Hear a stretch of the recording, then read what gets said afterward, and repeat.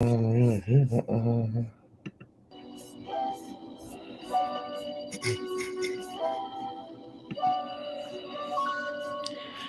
Born. Let's show them how we do this, baby. Btbtv. We bully the bullies. No rhyme, no retreat. Jersey in the building, baby. Let's stand up.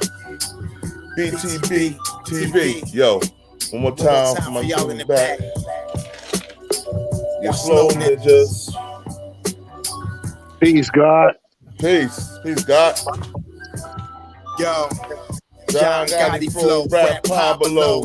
Escobar status, rap game Corleone. I can show you how you lay back and watch your pockets grow. Stay away from devious women, end up like Papa Smoke. Y'all wake up every day twitching like yo, I gotta post. I wake up every day mission, it's $1 million notes. Dominoes, bodies drop, rot stink like halitosis. Broadway, man, if you know, then you know. Little I came for everything they said I couldn't have. Got that and then some, and then some. My ones on overload, say y'all overdose. Your rappers in the tight squeeze and that clutch like Cobra rope, the overdose. We don't go for that. Harsh road. Another tale from the street, death and horror flow. The projects like a ghost trying to haunt your soul. Another tale from the street, homicide the folks who want to play till them guns scream adios. Another tale from the street, black mafia. So Don Corleone mixed with Al Capone. Another tale from the street, like an opera show. These kids be acting to their life movie, curtain closed. Nowadays your foes will plot you wearing Malcolm X hats, 666, the devil on his shoulder, won the death match. Reminiscing when more street ninjas was off the hook, chasing D's up off the block, trying to run and get the force, blood on pavement. He's 12 years old and he tough to play with. He don't go to playgrounds, that's his fiends who want their veins thick. We can't miss, we can hit the target with our hands behind our back, our eyes closed and half brainless. Don't play with us. Another tale from the street, death and horror flow. The projects like a ghost trying to haunt your soul. Another tale from the street, homicide folk who want to play till them guns scream adios. Another tale from the street, black mafia. So Don Corleone mixed with Al Capone. Another tale from the street, like an opera show. These kids be acting till they like movie, curtain closed. Yeah, Btbtv. It's the movement, man. Yo, Born. It's the movement. Yo, Born, let's get him. Let's get him. Get him, Born. Yo, peace to the 5% nations, gods and earths. Salam alaikum, alhamdulillah, rahmat to Allah, to all the true Muslim brothers and sisters out here. This is King of New Jersey. This is Btbtv, where we bully the bullies at. And I'm your host, Born Divine Almighty Allah, Mr. Eastwick. First of all, I want to say free Tax Stone. A lot of y'all may not know, but Tax Stone's the reason that made me want to do podcasting. Facts. Tax Stone is a legend in this game, boy. Tax Stone's a legend. And I want to say free Tax Stone. I don't care what nobody else feel about him. To me, he made it for a hood nigga to get on here and show their ass and talk their talk. That's a fact. And they carry that tool if you get out of line. Hey yo, facts. Hey yo, rest in peace, Banger. Because it wasn't meant for Banger. That's a fact. That's a fact. That's the little bussy boy Troy Ave. Yeah. He couldn't take nobody heckling him, and he wanted to take it to the streets, and that's what happened. So rest in peace, Banger. But yo, Charles E, salute my boy Charles E's in the building. I got Michael Jordan in the building. Greedy Tax. What's my Instagram? King _of_ New Jersey _ BT. Matter of fact, I'm gonna put it right. I'm gonna give it to you right now. It's right here, man. Y'all just look at it. It's going across the screen. Yeah, it's the same. It's the same as my YouTube. But right now, what I want to talk about, I want to rip the hell out of that nigga Nori. Check this out. I'm a Peace Queen, Mrs. Btbtv plus 215 in the building. You know. Yes. Salute to the queen. Salute to the queen. Yo, first of all, I'm gonna start this off before I even get into A1 the boss. Salute to the God. Peace, bro. Salute, King. I want to start this off like this, man. That nigga Nori always been a backstabbing snake ass dude, yo. I knew you was gonna come in. I knew you was gonna come in with the intro with that one. You was ready for that one from yesterday. He's always been a backstabbing snake ass dude. I see the shit the games he played on all his shows. The games he played with 50, when he gonna bring Ja Rule and old boy up there, Irv Gotti. This backbite, like playing 50, y'all let him talk that slick shit when 50 was the one that helped you when you needed help. Them niggas. Let's even go even, and I hate to cut you off, King. Let's go even further. How he did Lamar Odom. How he got him super drunk and kind of just embarrassed him. I don't know if you ever saw that video. Yeah, I see that. Yeah. He knows that was fucked up. He knows Lamar Odom. Oh no, not even talk about Lamar Odom. Like DMX, we got DMX drunk. Oh yeah, that was fucked up. That was really that was embarrassing. Stay clean. Yep, you're right. That was embarrassing, and he knew the man would relapse. You feel me? He knew that shit, man. That's why I said niggas ain't shit. Yo, A1 Boss, he definitely been doing weird shit. But now we're about to decipher this nigga because he said he come in the name of Allah. He's supposed to be part of the 5% Nation of Gods and Nerfs. But what that's what messed me up when you told me he was a 5%. I was like, do you think he just did that shit because that shit was to protect him from the hood? Because that's why I think it was. Because I'm gonna tell you something. Because right after he came home with a 5%, like Capone and Nori 5%, all them 5%ers out of Queensbridge. You know what I'm saying? Right. So he took that. Great been a piece to the God. So he took that and used it as a shield. So at one time he said, "I'm half black, half Puerto Rican." Now you Boricua, nigga. That's why I understand. Like last night, I even said it when he said, "Man, I'm black too," and it really bothered me. And it was like, with the whole thing with the with Hot 97, and then was talking to him. My whole thing was, is he black for real? Then my nigga said, "Well, he is half black, but I ain't never known him. I thought he was Puerto Rican. I know he had some black for, but I know he Puerto Rican. And he married to a Puerto Rican. He hang out with Puerto Ricans. He don't hang out with no niggas I've seen." Yep. And like I said, hold on, man. I'm right here, guys. I'm right here. I'm gonna say this. I'm gonna say this because I mean this shit from the bottom of my loins. This dude, he used the whole black culture, right?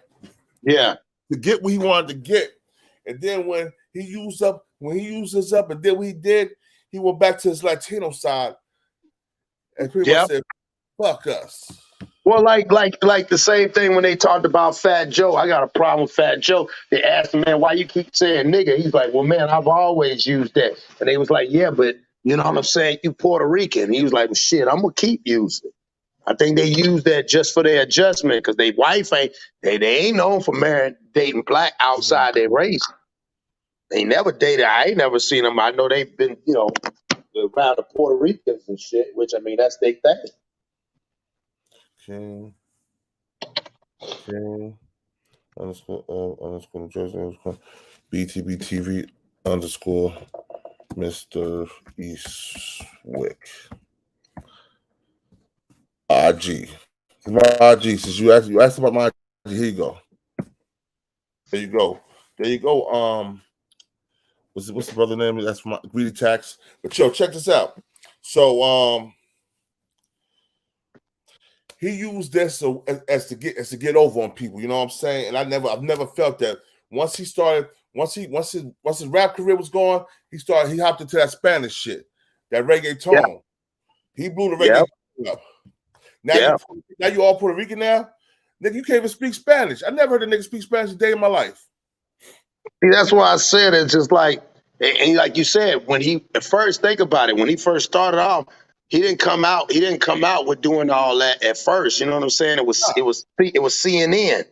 You know what I'm saying? CNN. It was Capone and Noriega. Then all of a sudden, Capone go away. It show a lot anyway. Think about it. Now we can't say I don't know. I don't know. Maybe you might know, but I don't think Capone is even part of the Drink Champs. That's the shit that bothers me. He be there. Capone be there a lot. Oh, do we? Okay, so he playing in the background then. Yeah. Okay. I guess he gets some, bro. I'm gonna tell you something like this though. I don't rock Capone. Capone is a known informant. He ratted. Wow. Niggas don't know that. Yeah, Capone told. Nah, I ain't know that shit. He told on Junior Mafia and them. He testified.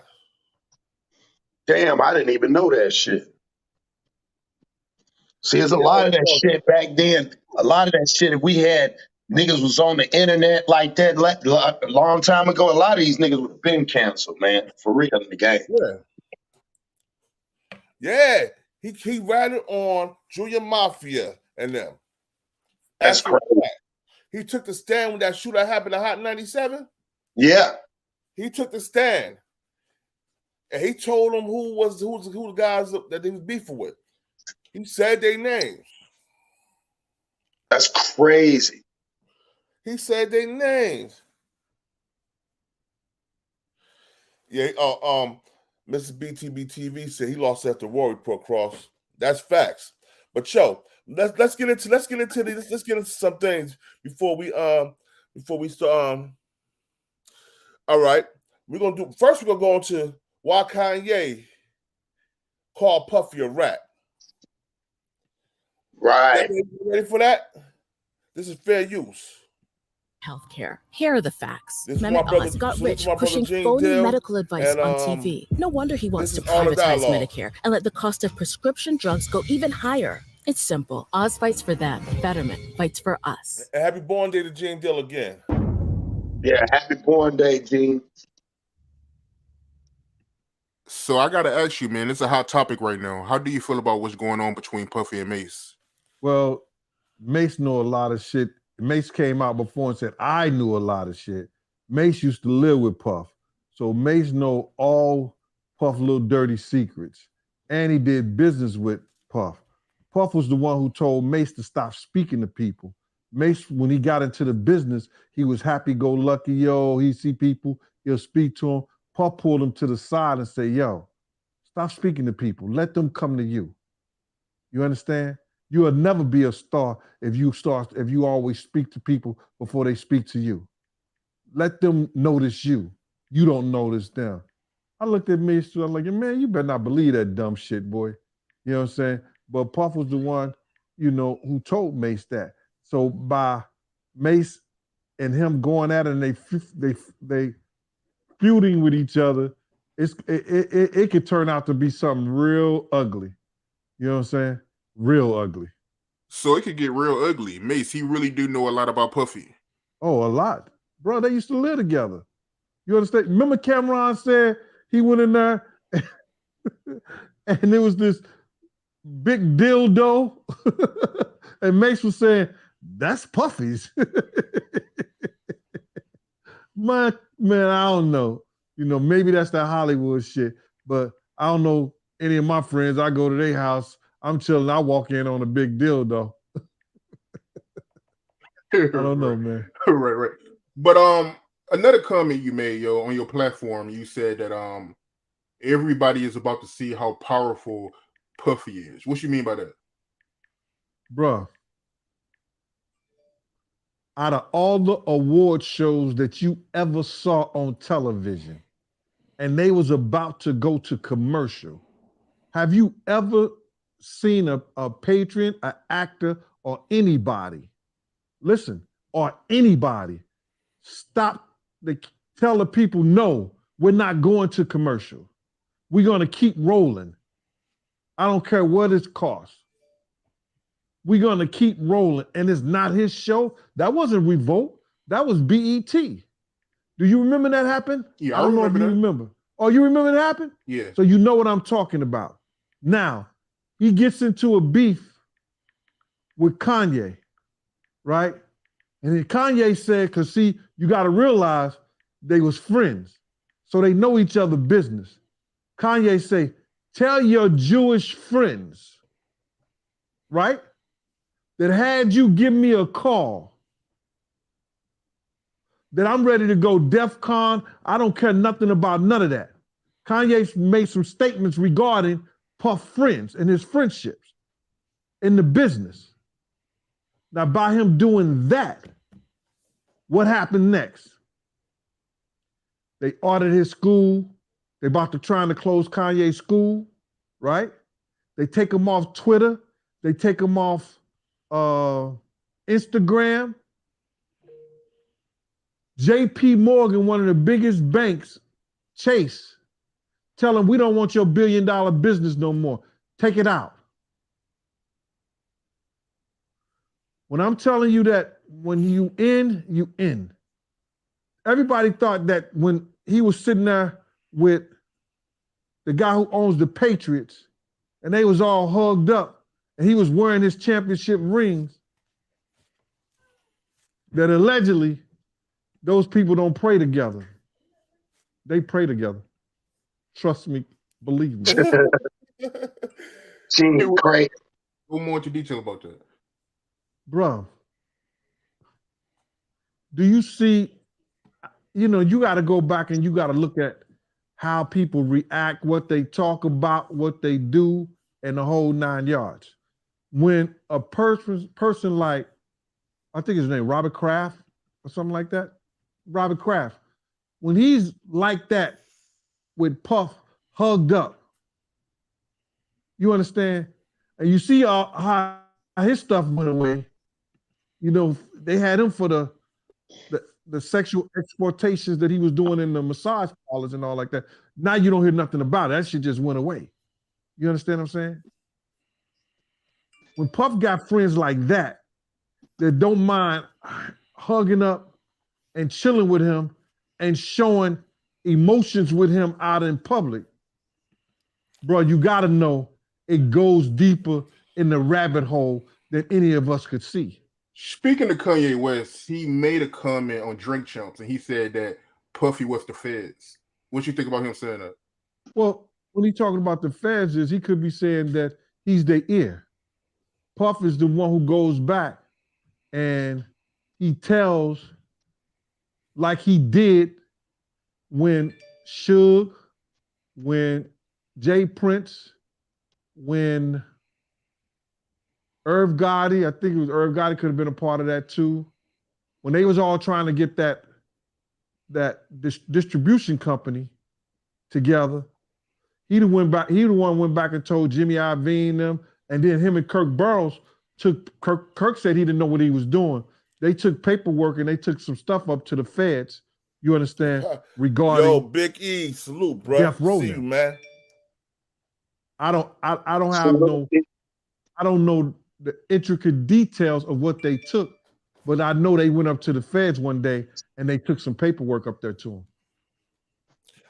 All right, y'all. We're about to do an intermission real quick. I wanna shout out a new artist that's out there. I'm gonna let shit be shining. Jungle Films, Greedy Tax, Show and Tell. Give me 1 second. I'm about to pull him up. Already. Pull his video right now. You know what I'm saying? He blessed the guy with a nice cash out to play his song. So I'm going to play his song. Salute. Salute, Greedy Tax. Hold up. Let me let him know it's about to come on.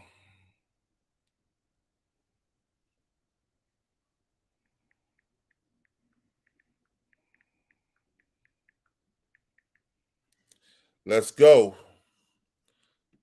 Jungle Films exclusive. Turn that bitch up, De Niro.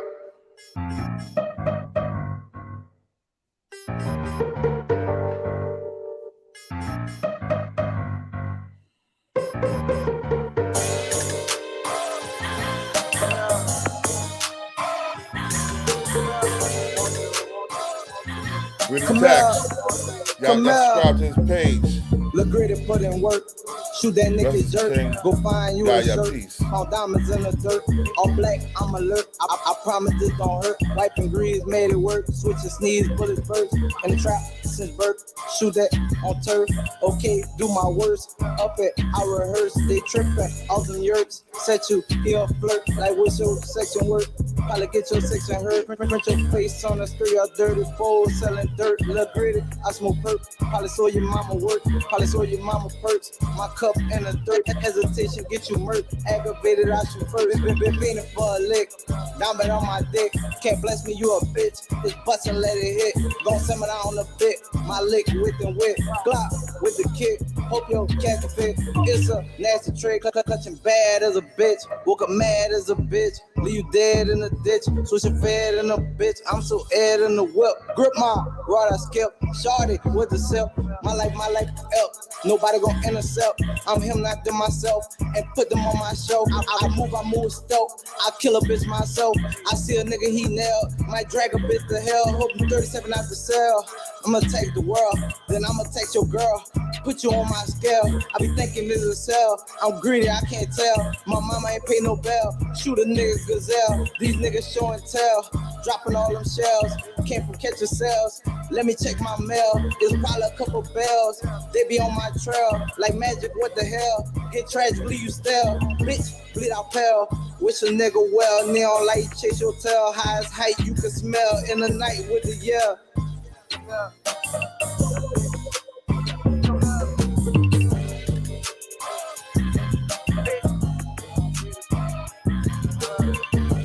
Greedy Tax, y'all. That's Greedy Tax. We got another one for the next intermission, though. We got another one for the next intermission. Greedy Tax. Another for the next intermission. Gotta play this right here real quick. We got another one next intermission. Greedy Tax. Fat Joe now Fat Joe, he disagreed with Nori on this one too, y'all. So I'm gonna play with Fat Joe at here, right? So whatever you say, you know, Che gonna have that. Shinks. Nore, Nori, and Drink Champs. Hey, the boss will definitely do that. My other brother, Kanye West. And so, how you doing, Melbourne Moore, living legend? And so, when it comes to stuff like this, when you doing media, doing interviews, you talking, especially here, this is live. You know, if you step on shit, you can't edit it. People know. So you got to really be on point. And so I saw Nori, people were giving him a hard time. He went up to the Breakfast Club and told them this and that.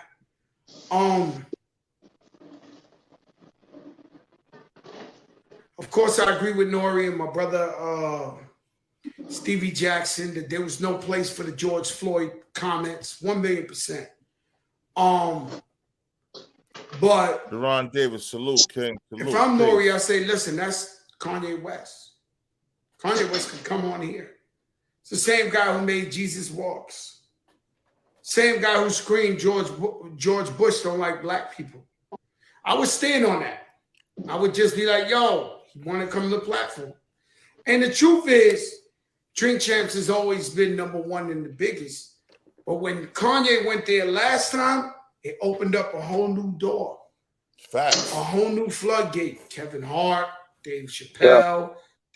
So I wish my brother just would have said, listen, man, Kanye wanted to talk. We love him for hip hop and everything he's done. And I gave him a platform to talk. I do not agree with any anti-Semitic, any anti-Asian, any anti-anything. I'm not saying he did that, but I don't agree with it. Go check this out, though. How can you be anti-Semitic when Kanye is saying that he's Jewish?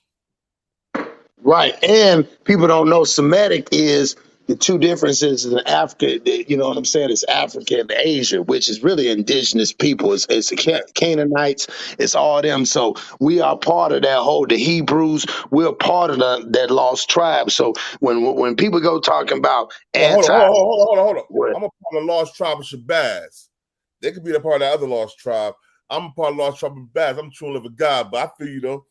Go ahead, speak, bro. Yeah, I'm just saying, far as if you took it from what they call Semitic, is again different of the different regions, and the regions are of people of color. They're not talking about Mount Caucasus. You know what I'm saying? They ain't talking about none of that. It's got to do with white. So it kills me when they say black folks is anti-Semitic because you're saying they're anti-black. That's basically what you're saying. You're saying they're not black. Don't believe them. We're more black than they are. Like, come on, bro. I can't stand when people use that. Salute real quick. Hey, let me just speak on that real quick. Go ahead, let me tell you where that Semitic shit come from. after the flood, I don't know where your spirituality is, but after the flood, you remember it was supposedly only 8 people: Noah, his wife; Shem, his wife; Ham, his wife; Japheth, and his wife. Right. KRS-One spoke on this in a song called "You Must Learn." Shem is a black man. Shem was black. So Shem is the root word of Semite. So when them white people try to tell you that you're anti-Semitic, they're telling you you're anti-yourself. Shem was black. There is no way that you could be anti-Semitic when they don't look nothing like Shem. You see what I'm saying? See, we just don't have, we too busy chasing, too busy chasing money instead of chasing knowledge. But there's no way you could be anti-Semitic, because to be anti-Semitic is to be anti-yourself. Right, you're anti-yourself. The thing is, we let people, that's where them expressions come from. Man, they call me everything but a child of God. Well, see, I'm a Yahweh, so everything that they call you nigga, they call you coon, they called you jigaboo, they called you colored, they call you everything except you really are. Right, so this what I'm saying. So once you do the genealogy of Shem, again, KRS-One spoke on this song, he spoke on this in You Must Learn. This was back in like the late 80s. So all that history, you got to understand, nobody in the Bible was white. They wrote themselves into that history. Everything in the Bible was black. Nothing was white. Hey, yo, check this out. Lola Montana, peace, queen. Let me check this out, too. And we also understand this. We the one that civilized the devil. When we ran him up to the Caucasus Mountains, and Musa went to civilize the devil in the Caucasus Mountain. When he went up there to the Caucasus Mountain, they was walking on their hands and feet, walking on their hands and knees, and throwing shit at each other, eating shit. So see, all they did was just mess up our history. They wrote themselves, and kind of look at how they doing hip hop now. Now you got all kind of other groups of people trying to write themselves into the history of hip hop now. Hey, yo, bro, they trying to say niggas didn't create that now. Real quick, I gotta play my man's song real quick. You know what I'm saying? Hold on 1 second. Oh, do you think, boy? I just spoke on that real quick. You know, I'm on this sport. If I'm gonna come back to the show, but I had to speak on that. I had to speak on that semi thing. No doubt, appreciate it, bro. Let me play a song real quick. StreamYard. You have an exciting new feature to announce. Tip the guy gonna do his work. There you go. Oh shit! It's another Greedy Tax pop out.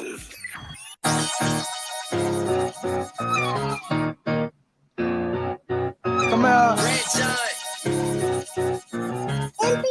All y'all subscribe to Greedy Tax and my boy Cross the Plug, aka the Plug, yo, on YouTube. Come out, want you. Come out, 1, 3, 1, 2. They committed treason, shooting and I'm leaving. Set your plot, I'm reading. Coolin' kid is breathing. Play your story season. For shooting for no reason. 30 bullets clip a meeting. Where that Glock that's breathing. Everybody want to promote their music up here? Like who the fuck was speaking? I'm doing $20 a video. Shoot that ass bitch leaking. In your grass, I'm heated. That's your ass, I see it. Everybody Talk want around, to you promote can their spit videos, it. Walk down, I'ma leave it. The buttons, DD. Die if you see me. High as the tree be bullet fly, let it pee. Roll a dice, be T-Lee. Mugging hard, I'm 3D. But you don't wanna be me. New York, sell a BP. Bullets, they on repeat. Bitch, I make a track meet. Hopping out the backseat. Put them gold to black tee. Pull up in that BP. Raw tuck, nice and neat. Fuck them bars, they beat the feet. Go lumber up and eat the weed. Bullets bounce, they meet the heat. Smash the glass and hit the seat. Holding 199 on me. They ain't keep it in the streets. I'ma shoot it if it's beef. I don't want it if it's cheap. Whatever you sow, I'ma reap. They committed treason, shooting and I'm leaving. Set your plot, I'm reading. Coolin' kid is breathing. Season for shooting for no reason. 30 bullets clip a meeting. Where that Glock that's green. Switch, Glock beating. Like who the fuck was speaking? I'm the one be sneaking. Shoot that ass bitch leaking. In your grass, I'm heated. That's your ass, I see it. Talk around, you defeat it. Walk down, I'ma leave it. That's what the building. Salute, y'all. Let's go. We're gonna play the song. We're gonna play the song back. We'll run back again a little bit later. We're gonna get into the other video, but we're gonna run it back in a hot second. You know what I'm saying? I gotta make sure I hit all my topics, but we're definitely gonna run that song back. Facts. Greedy Tax, we got you. We're gonna run it back, baby boy. Let's get back to Fat Joe, punk fat ass. Punk ass. What up, nigga. Kennedy? In the chat. Period. But he's hip hop. He's beyond an icon. And so I gave him a platform to talk. All this apologizing and all that. Nah. And so that's just the way I feel. He can come on here now, yeah. I'll put him on right now. Because people, oh, you shouldn't let him talk. You know, they did that to me when I brought Wendy Williams up here.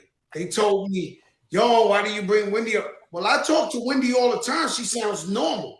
Haven't talked to her for 2, 3 weeks, 4 weeks.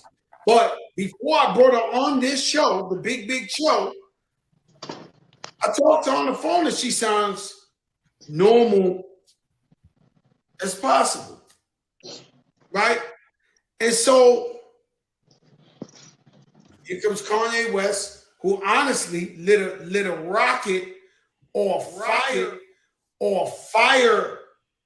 or gave the biggest fuel you ever seen in your life to Drink Champs before. So he gave him an opportunity to talk. Of course, he don't feel the same way as him. I know Nori is definitely, and you know, and Kanye, you know, it's mixed centered. You know, you so pro everything that you ready to go against everybody, but at the same time you're making White Lives Matter t-shirts. I love Kanye as a rapper. I love what he's done for the culture. Peace Almighty. But peace to the God. Yeah, I'll leave it at that. So peace, John. I'll leave it at that. And so what happens is us as journalists, podcasters, whatever, and not Nori. This don't have nothing to do with Nori. This actually, before I saw the interview, I was about to talk about this because I was on a plane yesterday. I was on a plane and I was thinking about some shit like this before I even knew there was an interview. And I thought about, I don't know if y'all know about Alex Jones. The man was saying that the kids that got killed, that wasn't true. It was a hoax. Here you got parents that the kids got killed and murdered. And here you got it. And this man is saying it's fake, that these people are actors. True Allah, but facts.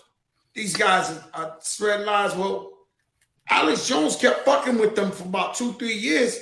He just lost the lawsuit for like $945 million. Yo, y'all check out Wax AP for spreading false information.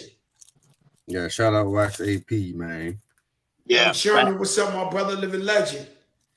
He was spreading false information. And so what happens is you got people, let's say, who was them guys? Hold on. Yeah, let's go into what the guy was saying. Hold on. Parcel, I want to stop this for a second, go what the guy was saying. The guy said, peace, King. Nori tried to get ahead of the backlash. He was off base with the Goerge Floyd statements, but all that other jazz he was building on was really over Nori's head.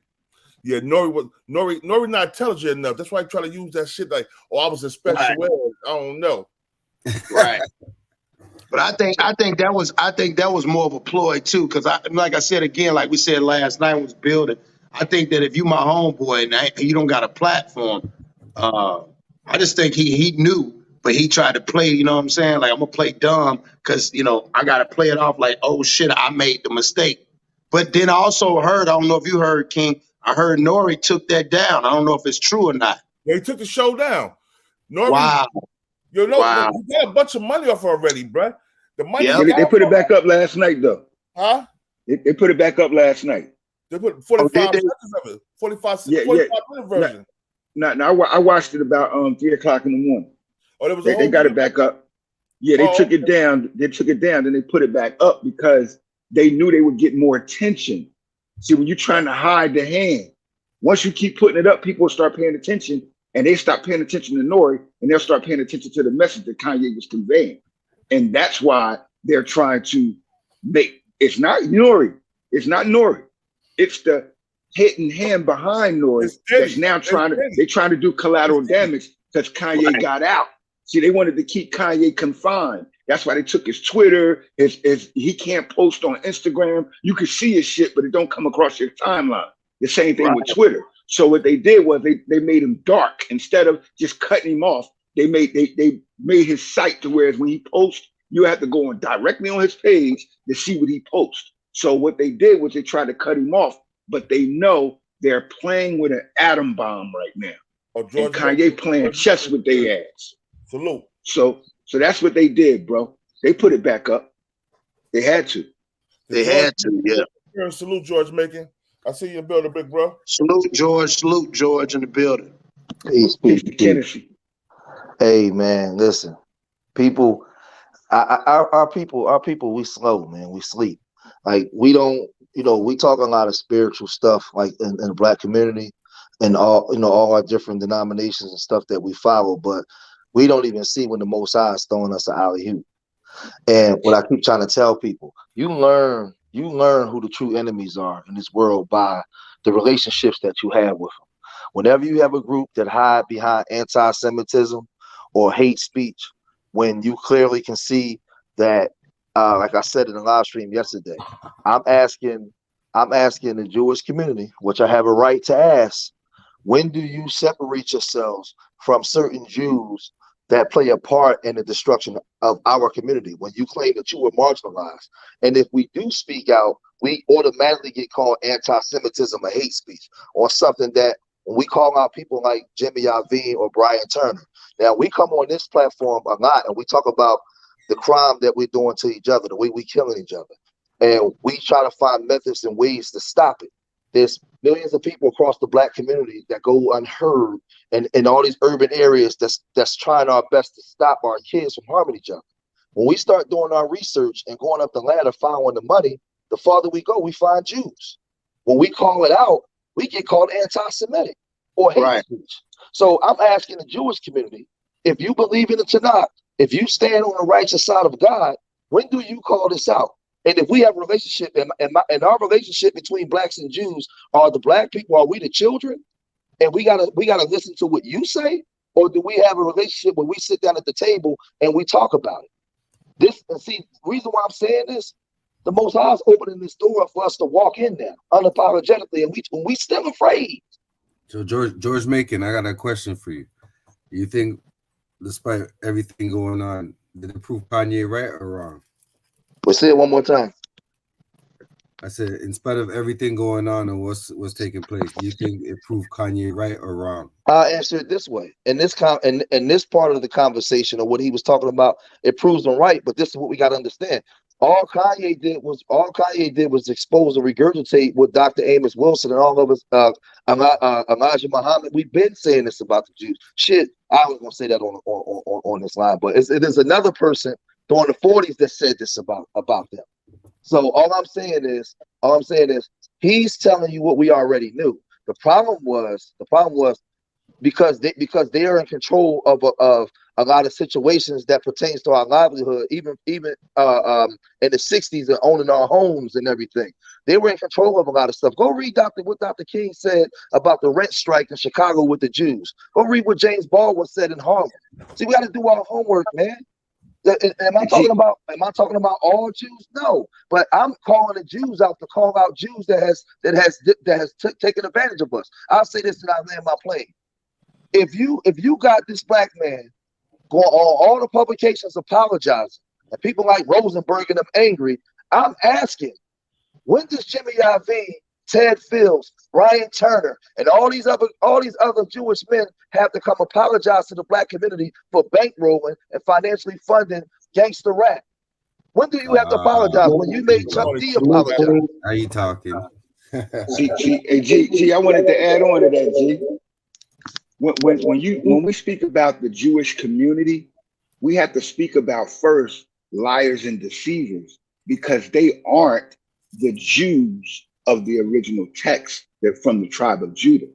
They are Jewish, which means that the suffix ISH means you something there like of. Yeah. Or or a replication thereof. You're not the original.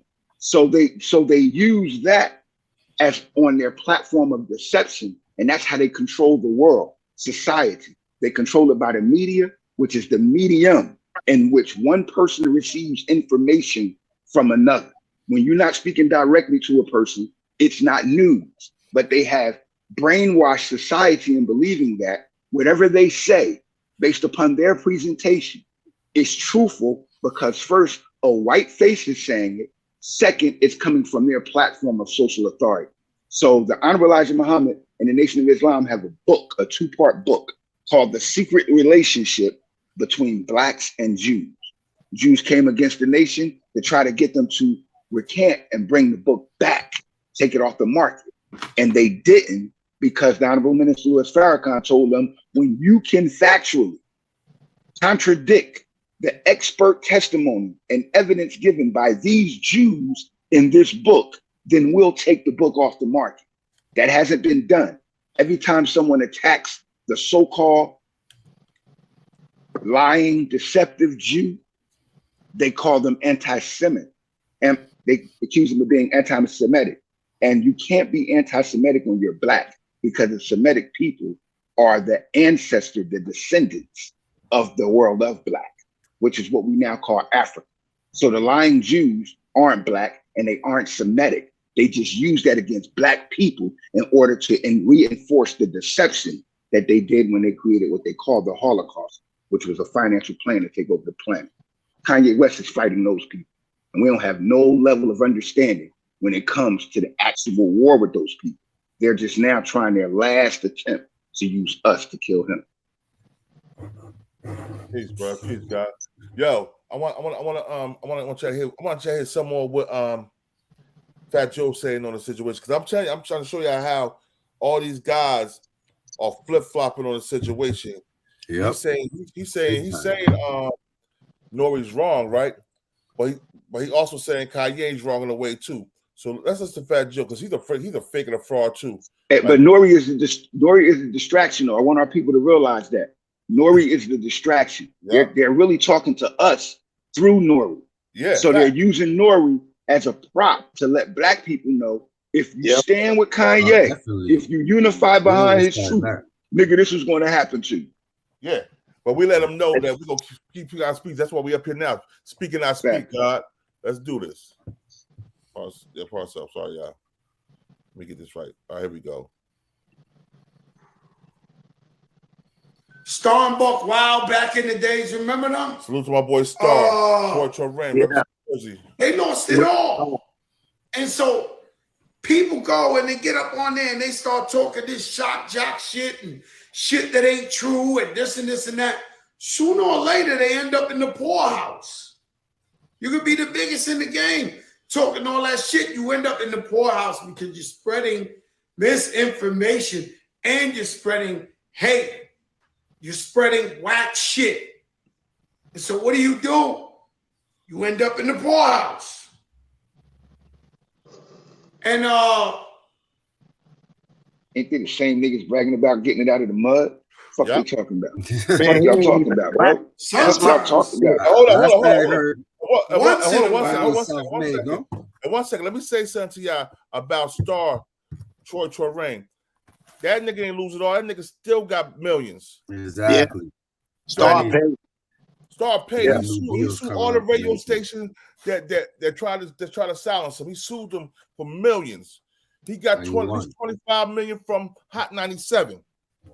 And he got businesses and all that. He got property, real estate. He doing his thing, and he still got the Star Report.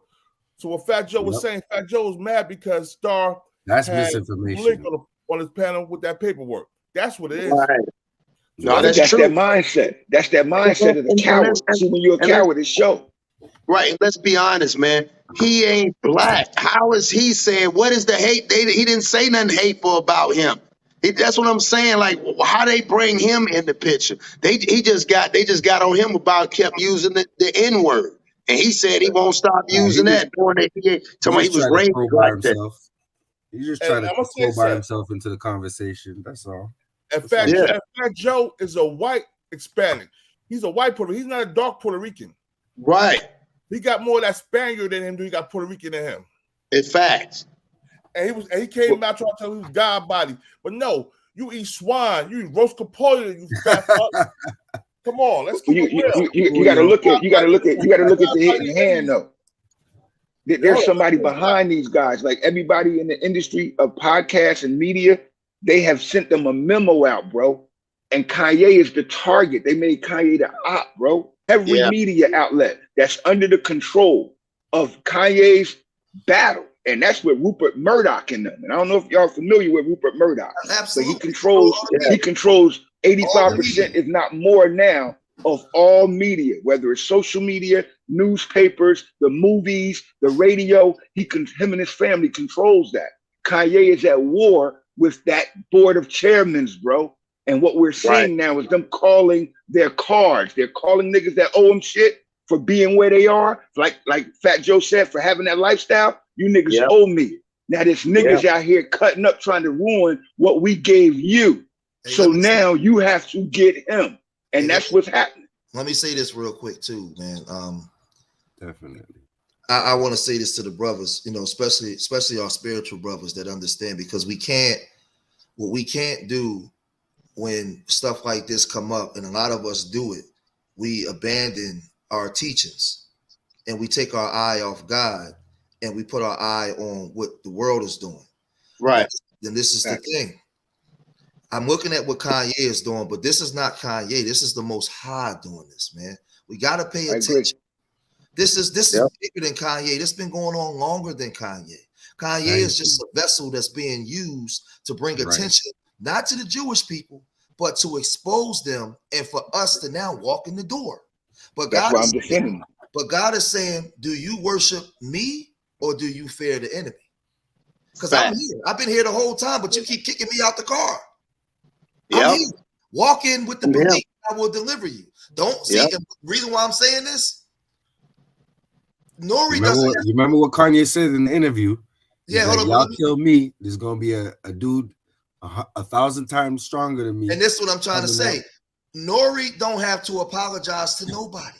No, none of us have to apologize. See, we have to get in our minds. This is why I say we abandon God. God is saying black. God is saying, keep me in the passenger side. Stop kicking me out the car when the devil show up. I got you. See, this is what I'm saying. Everything that they're doing is being exposed. Revelation 3:9, man. Look it up. Revelation 3:9, bro. I don't want to say it on the platform, but I just put the scripture in it. We know who these people are. We've been to who these people were. Hey brother, George Maker, you can say Revelation on this platform. Yeah, man, speak your mind, brother. And they're the synagogue of Satan. They know who they are. They claim to be Jews, but they are not. They are the synagogue of Satan. We know who they are, bro. They control the porn industry. They control Sumner Redstone, control Viacom and BET, and they was the bankroll. See, this is what I'm trying to explain to everybody. I don't like our kids rapping about certain things, but we know that in order to do that, you have to create the environment and the culture, right? That's number one. Right.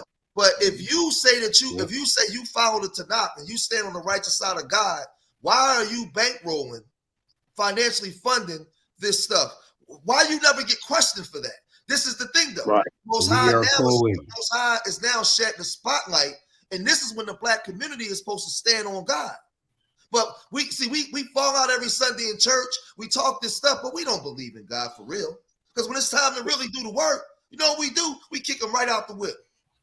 Yeah. Right out the whip. And I'm seeing this stuff play out over and over and over again. It's bigger than Kanye is a vessel used to bring enlightenment. We going around saying we want reparations. Well, the way you get reparations is to make people respect you. If I don't respect you, I don't have to give you nothing. We have to have a conversation, you know. And you know, and it's like what Pac said. Remember, Pac even said it too. He said, "I keep knocking at the door. I see you won't let me in. I'm hungry." After a while, I started. You know what I'm saying? I won't do it now. I'm kicking the door. I'm trying to pick the lock. I can't pick the lock. Now I'm kicking in the door. And I think that's just what he doing. He like, you know what? Fuck it. We done already tiptoed. We done went through the back door. We done came, try to knock on the front door, but still got to go through the back. Fuck it. Let's just go through the front. Let's see how is it going to play out. It can't play out but the way like I said, revolution is by force. It's not by asking. It's by taking by force. And that's how most of this, when you look at history, revolution takes by force. And that's the problem. We too humble and too submissive to something we shouldn't be submissive to.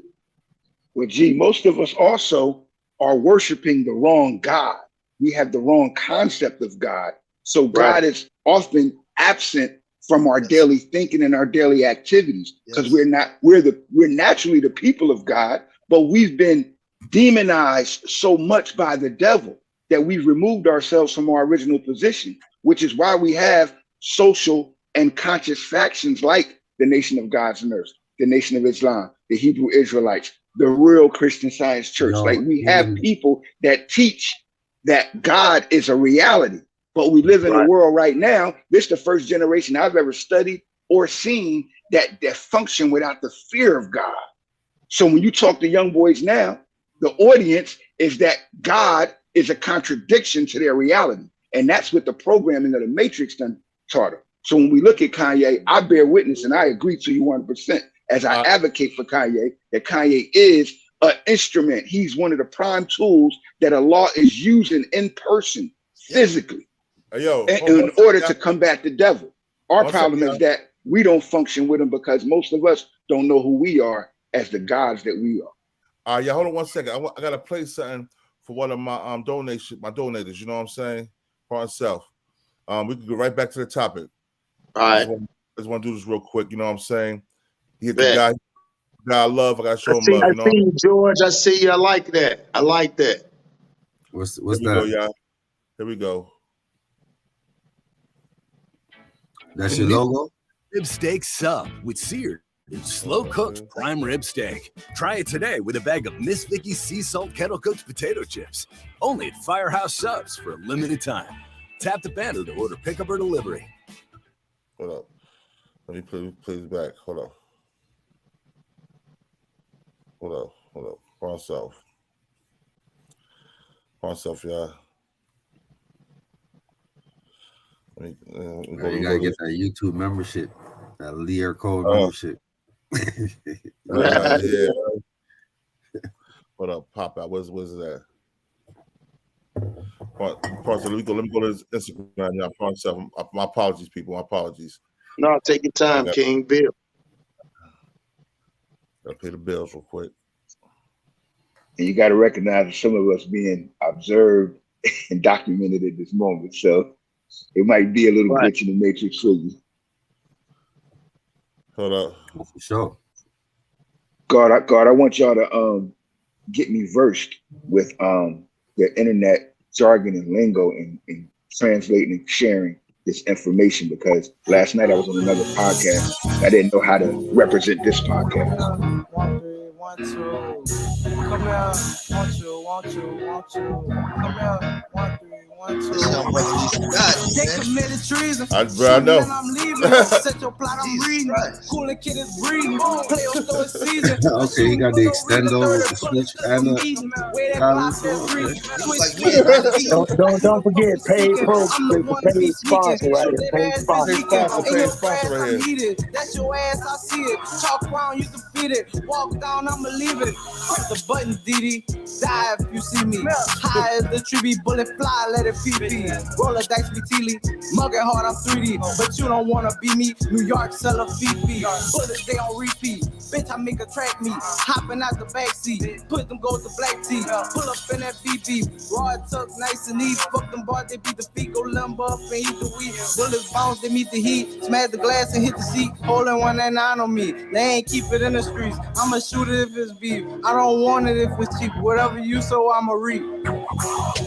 They committed treason. Shooting and I'm leaving. Set your plot, I'm reading. Coolin' kid is breathing. Playoffs through a season. For shooting for no reason. 30 bullets clip a meeting. Yeah, shout out to Green Track. Subscribe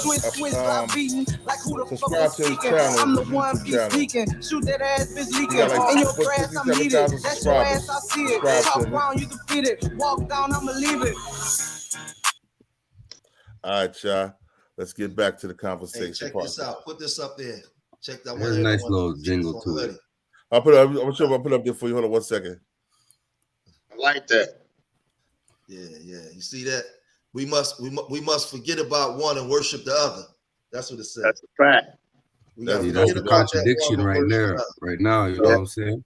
We gotta get back to being unapologetically black. And I'm gonna say this, right?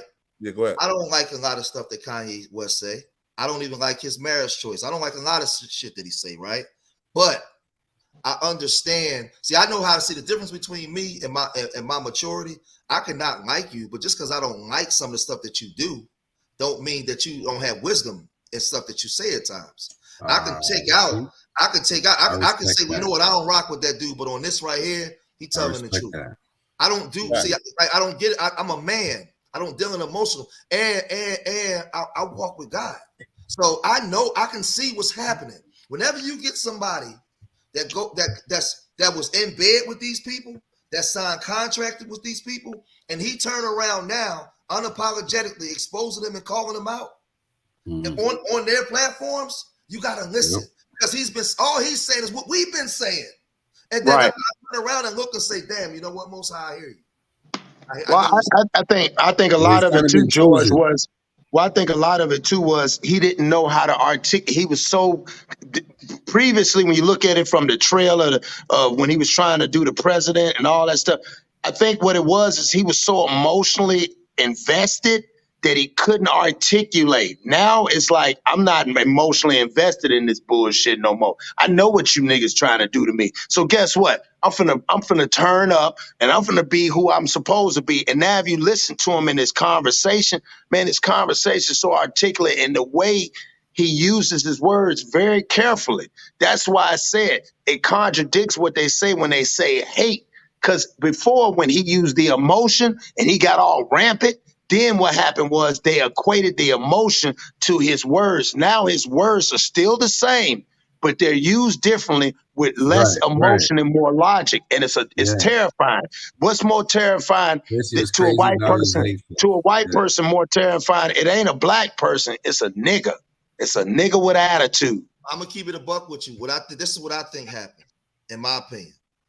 I think that at one time he came out and he was on the black stuff. He was going in. He got into Hollywood and them lights. In my opinion, he sold out, right?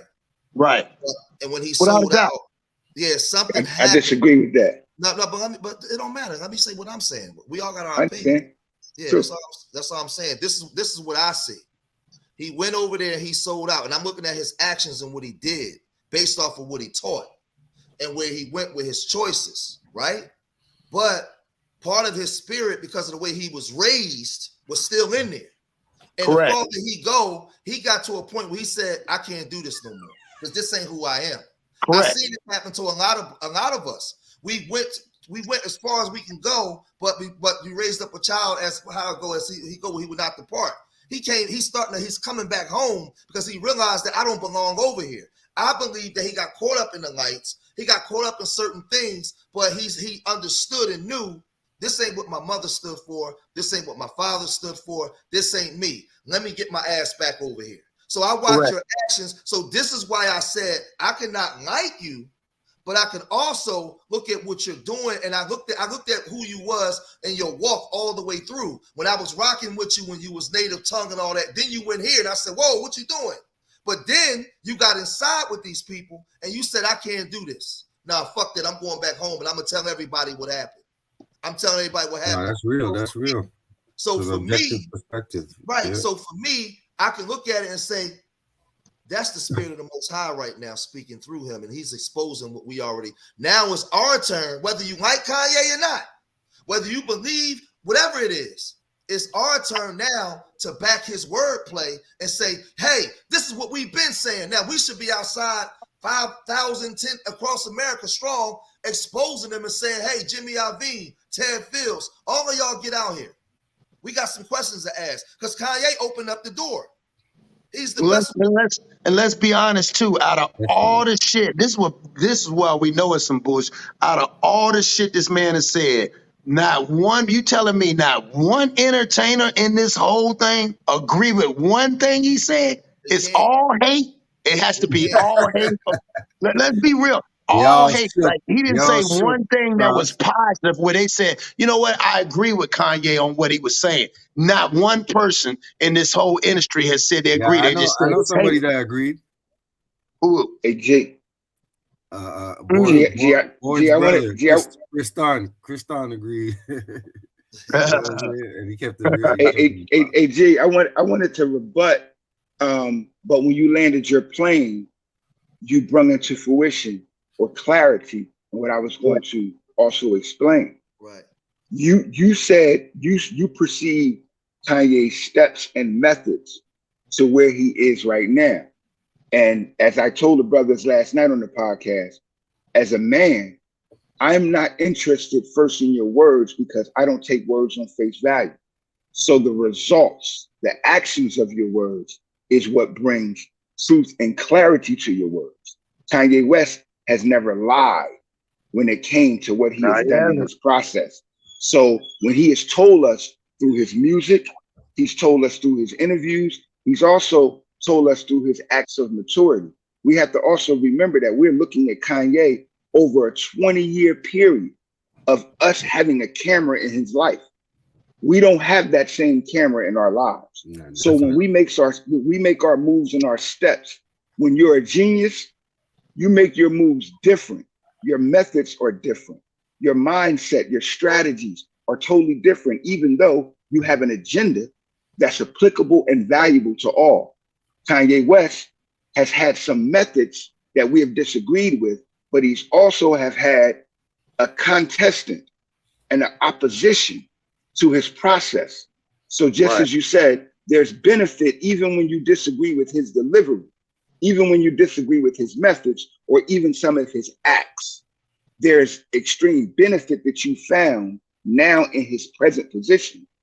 And that's what the Kanye West that we should be looking at, which is the activity of results. And some things can't be denied. One thing I've done in studying Kanye West since 2005 is realize his words have come to pass. Everything he's rapped about has come to pass. Everything he's told us has come to pass. Everything he desired has come to pass. Now, the last thing he wants is a presidency. And I'll say this in closing. Kanye West is playing chess at a level that many of us can't understand. There you go, but John. if you're a chess player, you'll watch. Kanye West initiated this whole process from the White Lives Matter t-shirt to the interview with Nori. Nori said it himself.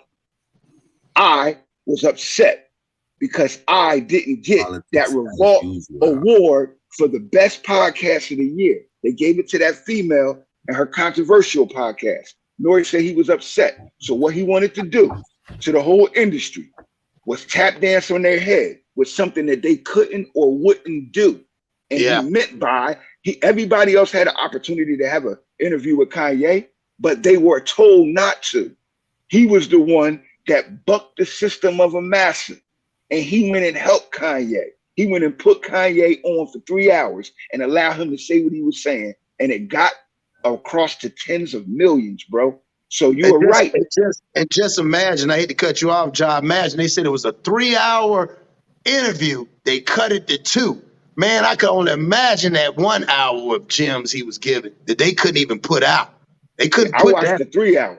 I watched the 3 hour and 15-minute joint, bro. And that and he went in. Kanye didn't hold back. The problem is this, like G said, when are we going to have enough courage?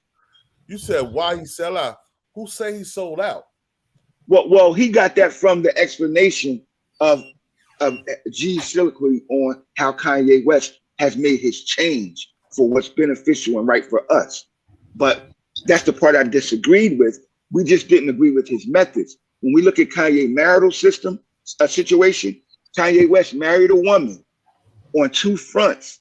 The first front was that she was one of the desired women in hip hop or the industry at the time. 2, she had the answer to his debt. Kanye was in debt, and Kanye knew in order to make the power move that he had to make, he did exactly what white people have always done. He married into money. She got him out of debt. He used his money for his plan, and he came up. And he came up against the odds of the machine that was built against him. He even left one of his good friends that he still cried about, Virgil, because Virgil chose to join Louis Vuitton instead of riding with Kanye. Right. So now when we're looking at the results of what Kanye had to endure, and most of us that's been through any shit, bro, I done been through shit, man. The nigga that I done rolled with for 11 years in the industry took $250,000 from us, bro. Right. And that's still my brother. You feel me? So it's not, and that almost drove me to going back to doing something that I was doing in the street for lesser acts. So we got to look at where we going, bro. But most of all, where we come from, and we all go through shit while we're getting to where we are. So Kanye went through a lot of shit, and our thing is, like you, I want to just support him, bro, in order to make sure that we get the benefit out of his sacrifice. I'll say this. I'll say this on why I take the stance that I take. I stand on what I say, you know, as far as me, you know, over 30 years of watching this stuff and looking at the industry when dealing with industries, and even what Cat Williams said when he was on stage before he was attacked about going from room to room. We know what our all of us are susceptible. We grew up in being black in America, growing up under this system. All of us are susceptible to them bright lights. The scriptures speak about it. Greater is he that is in me that is in the world. For you come into the kingdom, you must first renew your mind. We already know.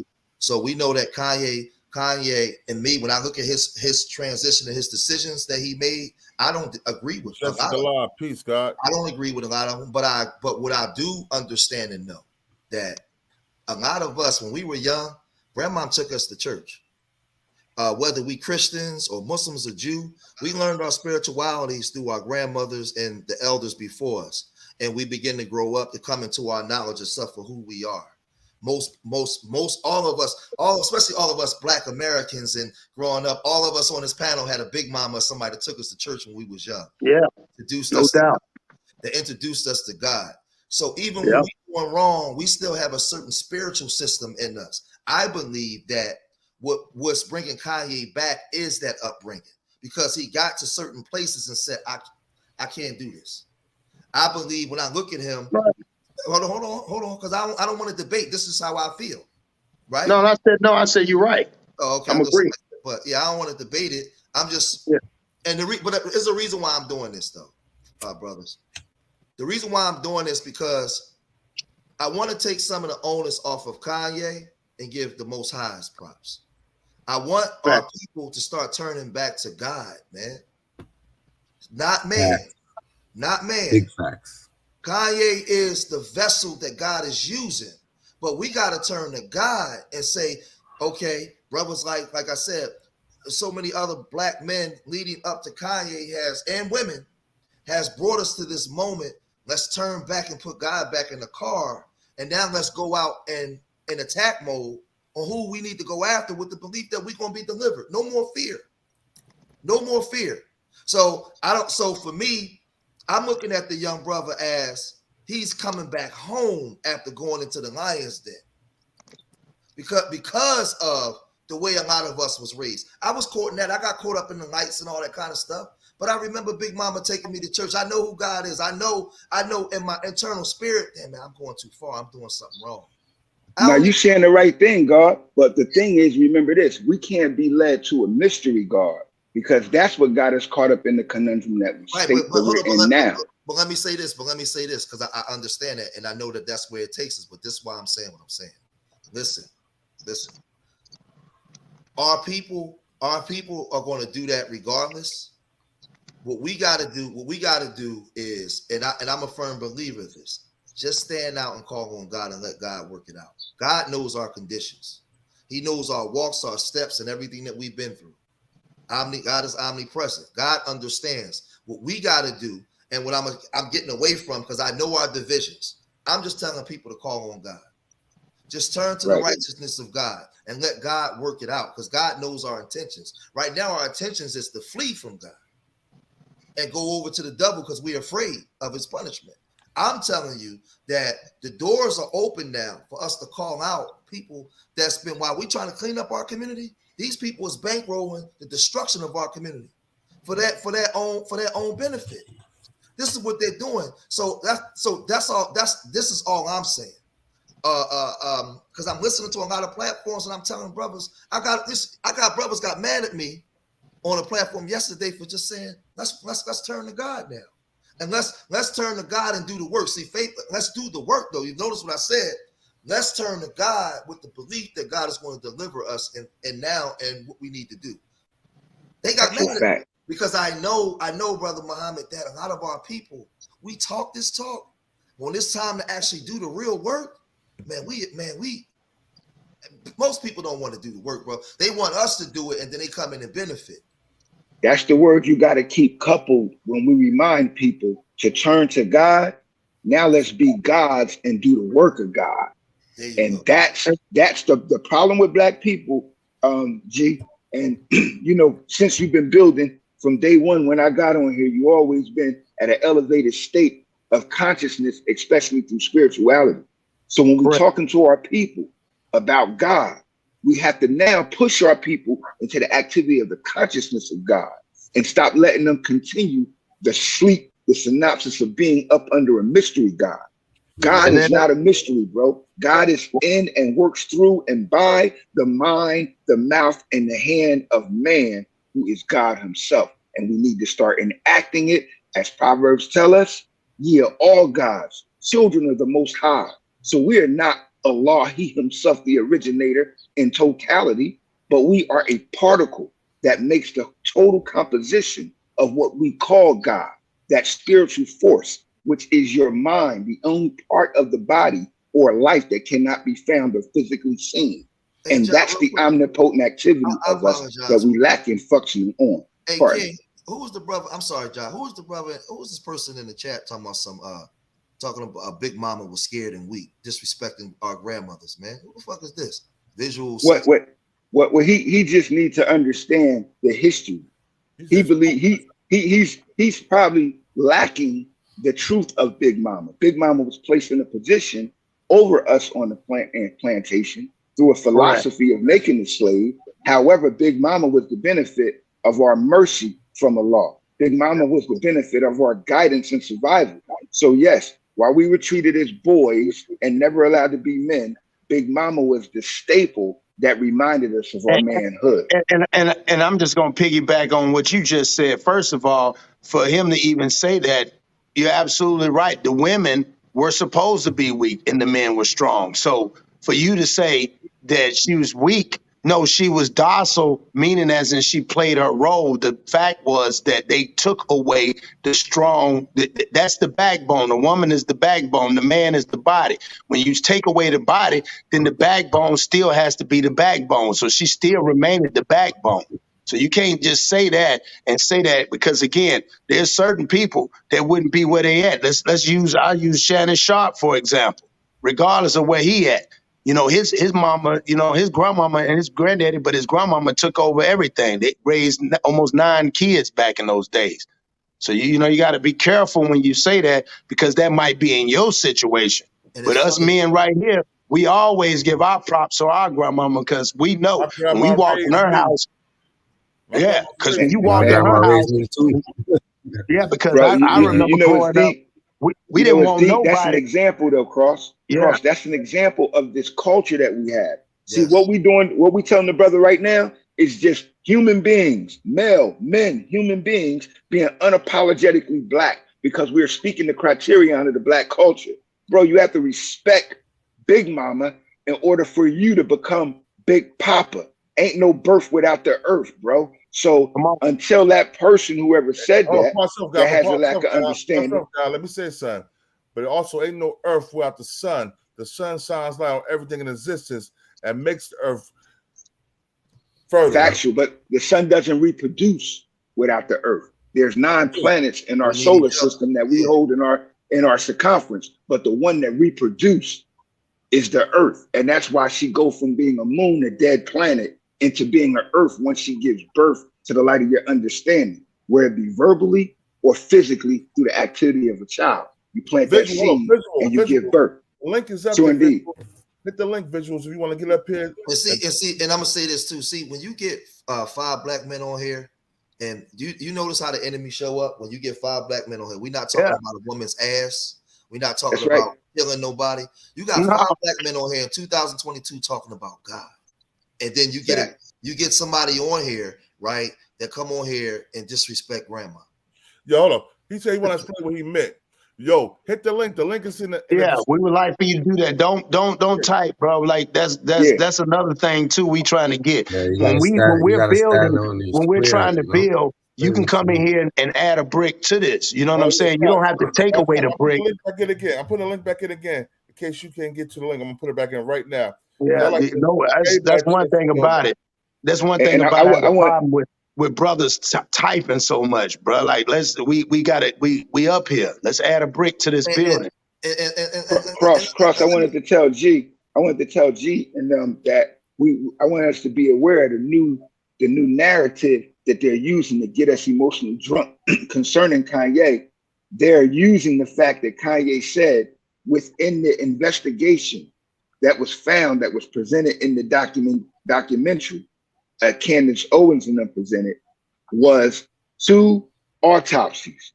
One had fentanyl in his system, the other one did not, which brought the case of judgment. Hold on one second. Hold on one second. Pawn self, I'm going to cut you off. Visuals, hit the link. When you hit the link, something's going to pop up. You hit the what's going to pop up? I forgot what's going to pop up. Your email. Your email is going to pop up or whatever. Email's going to pop up. You put your name in your email, and then you press the button. And when you go to the button, it's going to say turn your mic and camera on. You turn your mic and camera on, and you enter the chat, and I bring you up. I apologize. Yeah, go ahead. No, go ahead. So indeed, yeah. What they got us doing now, though, everyone is saying that the media is saying the Goerge Floyd family is upset, and they're trying to make black people get emotionally riled up. So you have a distraction, a decoy. What it is we attack him based on what he said and not what he's doing. Kanye West didn't lie when he said what he said, and we should take it in the subject once you study those videos again as to what that man did have in his system. We know that the knee killed him, but we know that it could have been assisted by a concoction that was placed, a toxic concoction within him. I'm gonna be honest with you. I understand that, but in my opinion, I thought Kanye should have just left that alone, because I don't like Kanye with Candace Owens at all. I thought he should. Hold on. Let me just say this. I thought he should have left that alone. But regardless of whether he had that in the system or not, I know what I saw. And what I saw was 400 years of injustice, where you had a white man standing there with his hand in his pocket and his knee on his neck. And after that, the man ultimately died from that. No other police officers jumped in. Nobody pulled them off. After about 2 minutes, nobody said, okay, that's enough. Nothing. It just said that. So we all brothers from the streets. Nobody did anything. They just sat and they did it on TV and the camera. So I don't care whether he had fentanyl or anything in there. One thing, if I disagree with one thing Kanye said, I thought he should have stayed away from that, and he need to get away from Candace Owens and just do what you do and just do what you do. I don't want to hear none of that. Don't mention no fentanyl to me, nothing after what I saw. And what I want to say something too, as a responsible, I'm gonna say something. And I'm gonna say something too. We watched that video again yesterday, right? And it was all them people out there, them brothers talking all that shit, but none of them moved. Every time the police walked, they ran back like cowards. They didn't do nothing either. Yeah, that's not. If that would have happened in Philly, New Jersey, or New York, that constable was busting his head. They would never do that. They have busted a white man. But that comes down to culture. That comes down to culture. What I'm saying is that they're taking the excerpt of Kanye's words when he was trying to explain. Kanye West wasn't talking about Goerge Floyd or the fentanyl itself.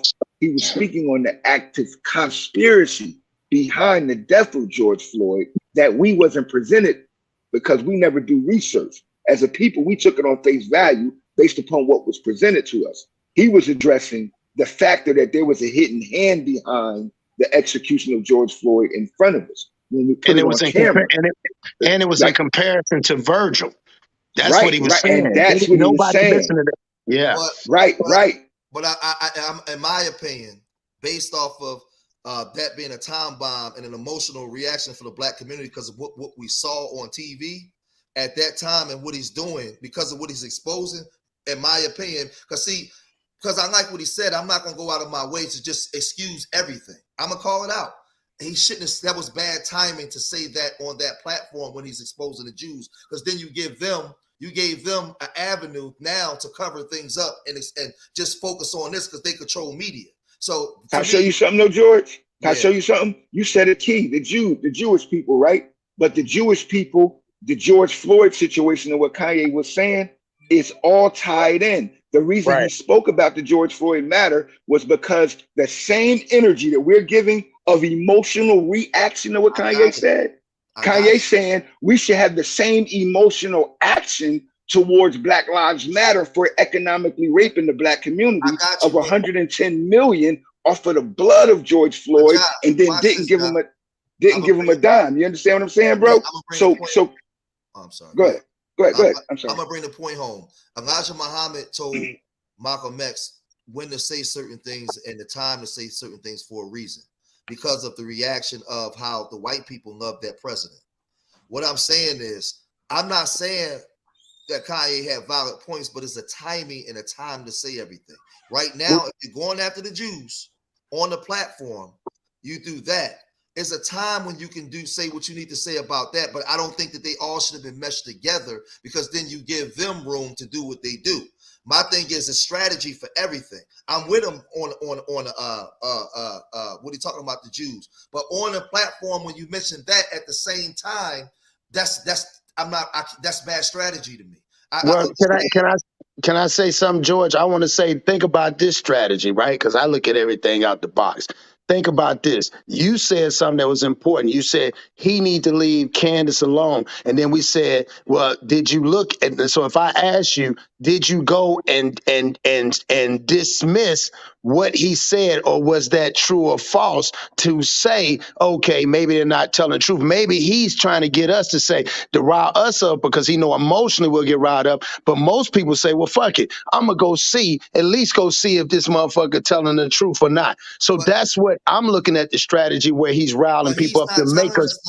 But what is what I'm saying when it comes to that? He's not. He don't have to tell us that, because again, you just said that. We just said that they said it was 2 autopsies. So again, we already know that. Some of us already know that though. So, but okay, that's what I'm trying to say. But not everybody knows. Revelation. He's not making. But not everybody knows.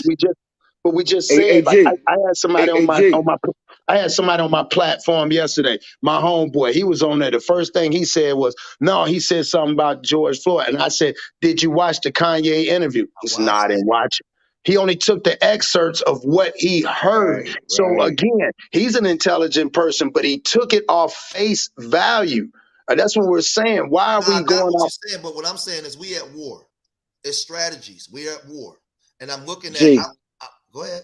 G, I wanted to rebut. You said you used the illustration of the Honorable Elijah Muhammad instructing Malcolm X at that time to do not say anything about the assassination of President Kennedy. He said because white people love him, but also our people love him too. And I do not want to increase the emotional pain that our people are going through. That's the difference. Hold on, G. The difference between Kanye and Malcolm X is that Malcolm X was under an authoritative discipline that he disobeyed. And Kanye is the subject matter and target of the war that he's now engaged in. So Kanye, hold on, bro. Kanye West is playing chess, be it through the will of God, which I agree.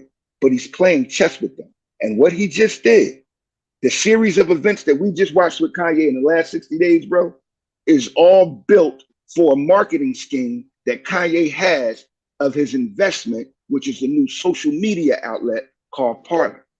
And that's his checkmate move, is why he's telling them they can't shut him up. And he bought that he purchased that yesterday while everybody was being controversial. And that's the thing about it. He like finalized it. He did it in April, but he finalized it yesterday. Right. And one thing about what Josh said, the two differences and where the difference are, and there's no similarities, is that black folks right now don't like Kanye and white folks don't like Kanye. That's the difference between him and Malcolm. That's the difference. Black people didn't like Malcolm either. They just lie now the children of those people that lied then. See, they were black people were cowards. And I get in debates with older black people about Malcolm X. And I got one question. If you are 85 years old or older, then that means you were an adult that walked with Malcolm. And if you was with Malcolm, brother, where's your ex?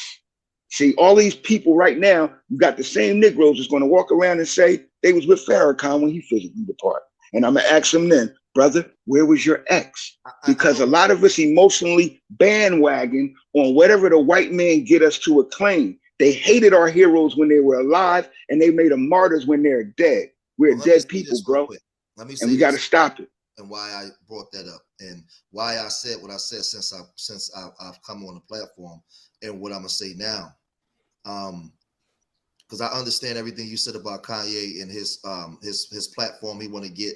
I'm well aware of all that, and the reason why I said, if you notice, I said we can't put all the attention on Kanye. We got to turn back to God. Kanye's opening is a vessel that's used to open up the door. Kanye is still human. I don't know. I don't fully know what Kanye's full intentions is because I'm not in his heart. I'm not in his walk. I'm not there when he lay down at night and he look up at the ceiling trying to figure it out. But I know God. And I know that he told some truths as to what was going on. So, but I'm not looking for him to lead anything. I'm turning to God that he's opened up the door, and he's opened up the door for us to speak louder now. Not Kanye is not Moses for me. Kanye is a man. He's a man just like any one of us, right? But Moses was a man too, my brother. No. Moses was a prophet of the Most High that spoke directly to God, and this is what I'm saying based off of our teachings. But you just said the same thing of Kanye. Let me finish so I can bring it home so you can understand. I'm not trying to debate. Okay. I'm just laying no doubt. I'm sorry. I'm just laying out what I'm saying. Kanye West is a man, right? Just like me, that's flawed, that can make mistakes. The same way Moses did too. He's flawed. So I don't want us to make him out to be something that and put all these expectations in him that we should have within ourselves. This is what I'm trying to say. I don't want us to put all this Kanye way up here above us where we don't have the responsibility. That's why I'm saying I like what he said, but I'm telling our people to turn to God now. And now it's time to roll up your sleeves and do the work we've been talking about with the belief that God will deliver us. Don't make Kanye Jesus. You go and do the work. You manifest the Christ in you now and go and do the work. And we can work to all of us, me, Ja, Cross, King. We got work to do. We got to work. We gotta let God speak to us. So that's all I'm saying. I don't know what Kanye's full intentions are. I'm not going to sit here and ban. I like some of the things he said. Some of the things I don't like what he said. But exactly. I'm not going to make him be God. I'm going to be God with him. No, without a doubt. That's all I'm saying. And I respect exactly what you're saying. And that last tag that you put on there, King, again, and this is what we doing as black men, and we're gonna help the woman out. When she said that, and I just saw it, she said Malcolm was a scholar and Kanye is barely literate. That's a farce. Kanye is not. He's a genius. It's great. And I want Ja to build on that. So this true indeed. Go ahead now, Ja. I wanted to first rebut the George. I agree with the concept of what you're speaking.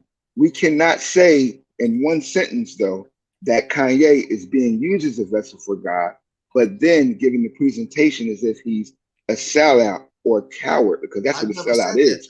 Hold on, my brother. I should give the presentation thereof. Now, earlier you did use the word sellout in your presentation. Your statement for Kanye. Though, remember, that's all I'm saying. Hold on, I understand that. I'm giving rebuttal. I'm not speaking accusatory.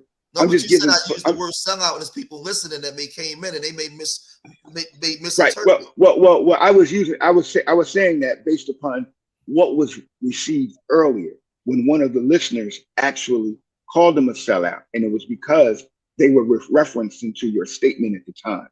So. Let that make clarity. You didn't call him a sellout in conclusion, in totality of what you said. It's just that you said in transit from his beginning of music to the point to where he got now, he strayed away. He strayed away. Right. Yes, some of us have. And He's giving testimony to what he's giving. Yes. Kanye West is in a different position than what we're in, and he's in that position for two reasons. One, because of the man that Allah created him to be. Two, because he's picked up his mantle, he's picked up his cross, and now he's carrying his burden.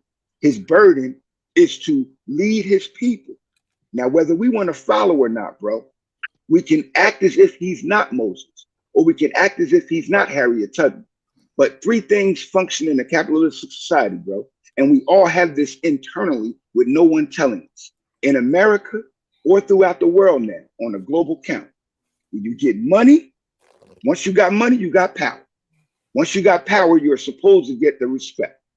Kanye West got the money, he got the power because he's exercising his power with his money.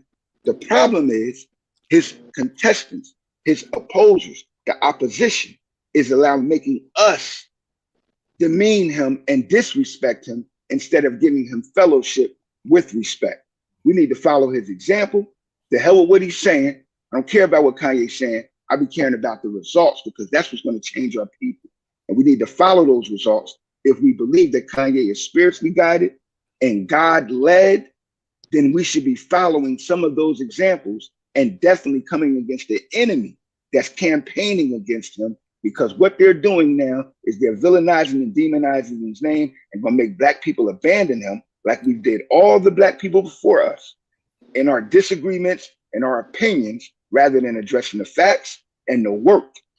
His results is he's a billionaire, one of the richest young black men in the history of the country in the fastest time, and he's self-made, and white people don't like it because he got them.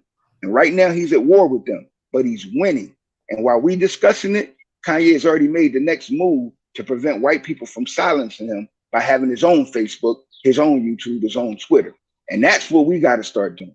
Functioning with the boss mindset. I don't think you rebutted me. You said everything I said. He's agreeing. We're agreeing on the same thing. We're agreeing on the same thing. It's just that the problem is that the viewers don't understand because most people like Fat Joe and them are speaking from a cowardice platform, bro.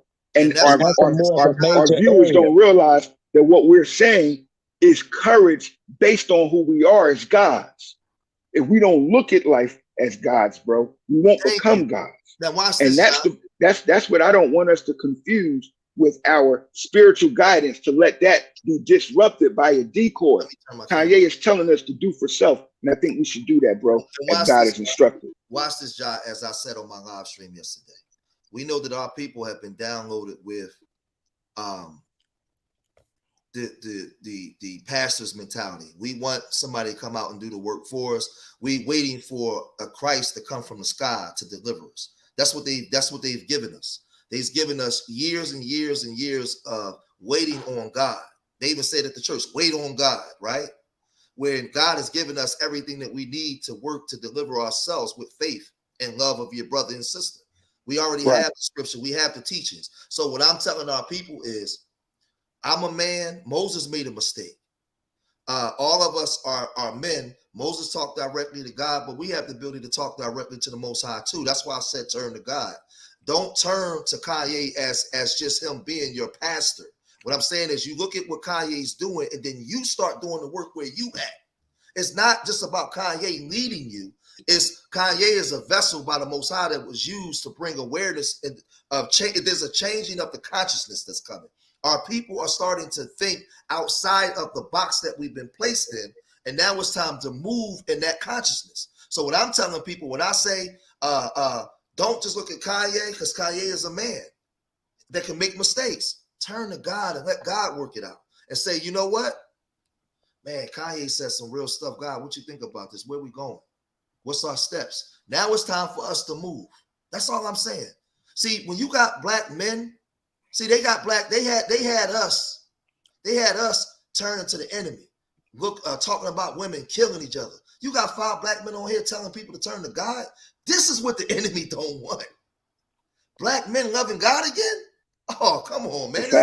It's over. See, we can talk about a whole bunch of other stuff. When you got black men loving God again, what happens to their system, John? That's all I'm saying. it crumbles because now we divide the house. I'm telling that you're saying the same thing because the house divided can't stand. White people right now are having a war, bro, and they're trying to keep their slave in the house. And right now you got a slave that's like, fuck that. We're gonna burn this bitch down. And he got the whole can of gasoline and the lighter, the light. And you know what so God white is doing people know too? that. He's using their egos against each other. He's using their egos against them. You know what I'm saying? A social genius, bro. He's doing everything that we supposed to be doing. I'm just saying that our daughters that can bake goods, bro, we should have them right now baking cookies, $1 a cookie, putting a white girl face on it, selling it at the market. See, right? See, that's what we should. That's what Kanye did, and that's what we should be doing. If we got anything that we want to, or any idea we want to sell to the world, because we live in a capitalist society, we just have a master's mindset instead of a master mindset. And if we get rid of the master mindset and get a master mindset, we would benefit by hustling in the economy of this capitalistic society and getting from it what others have gained and gotten from us, bro. If brothers just start functioning on that one directive, unapologetically black, we black people, but we'll sell white-faced products to white people just the way they like it from a black hand until we get what we need to get to do as the Honorable Elijah Muhammad instructed us, which is do for self and build a nation in the world for self. I'm gonna say this, I gotta jump off, I gotta get to trainers class, but I'll say this to a lot of people, you know, in my faith and my belief, the way I teach and the way I was taught, I'm not waiting for no Christ to come deliver me from the sky. I was never taught that. I was taught that I manifest the God within me. I am. When you go to work for Microsoft or you go to work for some of these corporations, you got to put on a uniform that represents their company. I am the living true testament representation of the true and living God. When you see me, you see God. That's what I manifest. So I walk with the belief and the understanding that I'll be delivered in my walk when I'm standing on righteous ground. So we ain't waiting for nothing to come do nothing for us. These other groups ain't waiting. They go and do the work. So when we say that, y'all don't have to come in here with your dogmatic teachings. That's not what we teach. I'm the true and living when you see me. So when I tell people to turn to God, that's us turning to each other and the God in you. So I tell John, we don't have to believe the same way, but I say, John, you believe in God? George, you believe in God? Then what we talking about? Let's walk this thing together. Let's do what we need to do for our people. Ain't nothing else to talk about.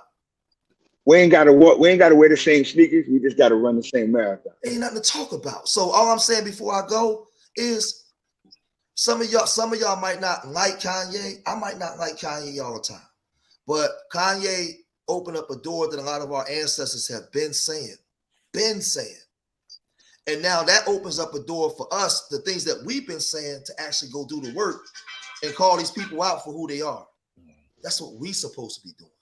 So I'm all that. I'm a mastermind. I'm all that because I am the full aspect of what God is in the human, in the physical body. So when you get black men start talking like this, that's a problem. See, all we could talk about the Jews, we could talk about all. I'm going. Listen, black men, black women. We could talk about the Jews. We could talk about slavery. When you get, not the women, when you get black men who they fear as the warrior class, start talking about God again, despite our differences, we start talking about the God in us, it's over for them, and they know that. That's a fact. That's a proven fact. That's what we represent. All right, brothers, what's up? Let's go on show. Let's go back. Let's watch another video. I'm trying to go ahead. Cross, I'm trying to find that right now. Cross, I don't know where to find. I'm just saying, what is the page? It's John Muhammad. I tried to pull it up on the YouTube. It's on the YouTube? Yeah. Okay, let me pull it up again.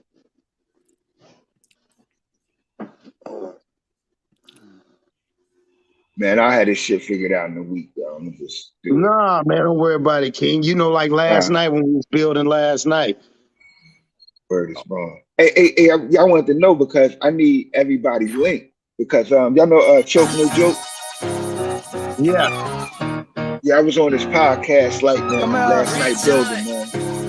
Okay. And he wanted me to share y'all. I wanted to share y'all links.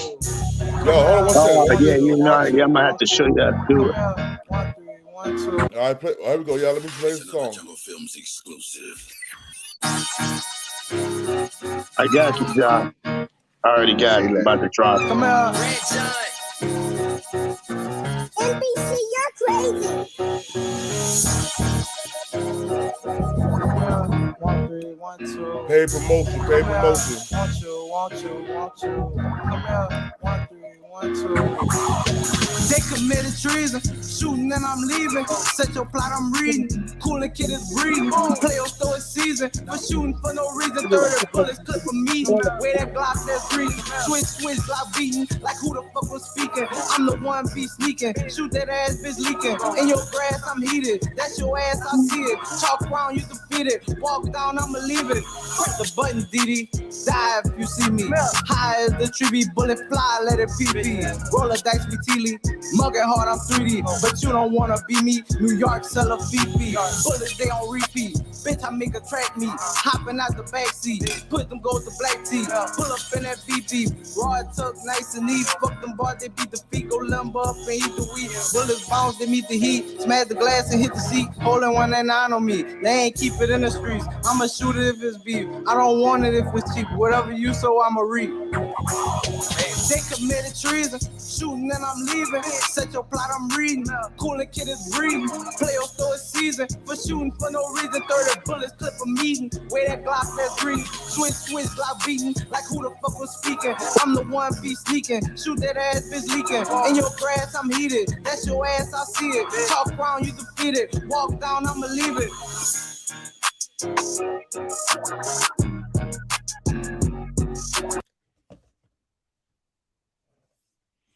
Yeah, that's Greedy Tax. Salute, bruh.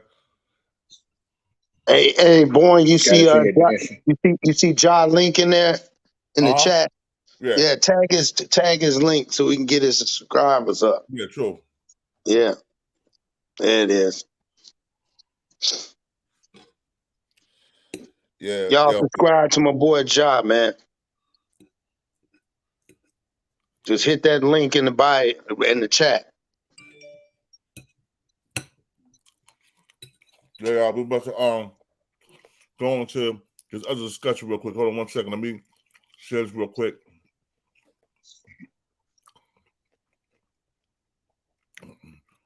Go back to this Nori. I'm just Fat Joe shit as we was talking about it. We got to recognize they employees, bro. He's an employer. You have to be responsible for the shit you talking. And so back in the days, somebody said Bad Bunny, and Kanye is correct. Bad Bunny is the man doing all the stadiums now. In fact, Bad Bunny is the biggest artist in the world. Fact. Biggest homosexual artist in the world. I was just about to say, bro, that's the problem. We gotta remember Kanye's fighting a lot of fronts, man. What's crazy is back in the days when I used to do my albums, I know Armageddon remembers this. I would have a poster of Jay-Z. I would have a poster of Nas. Why?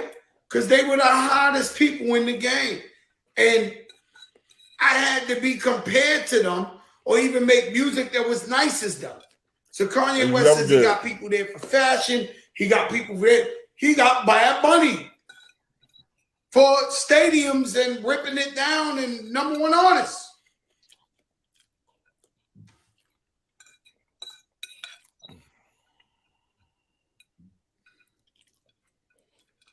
That's his opinion, and whether you like it or not, you know, because everybody got their own preference of hip hop. That's what's so special about it.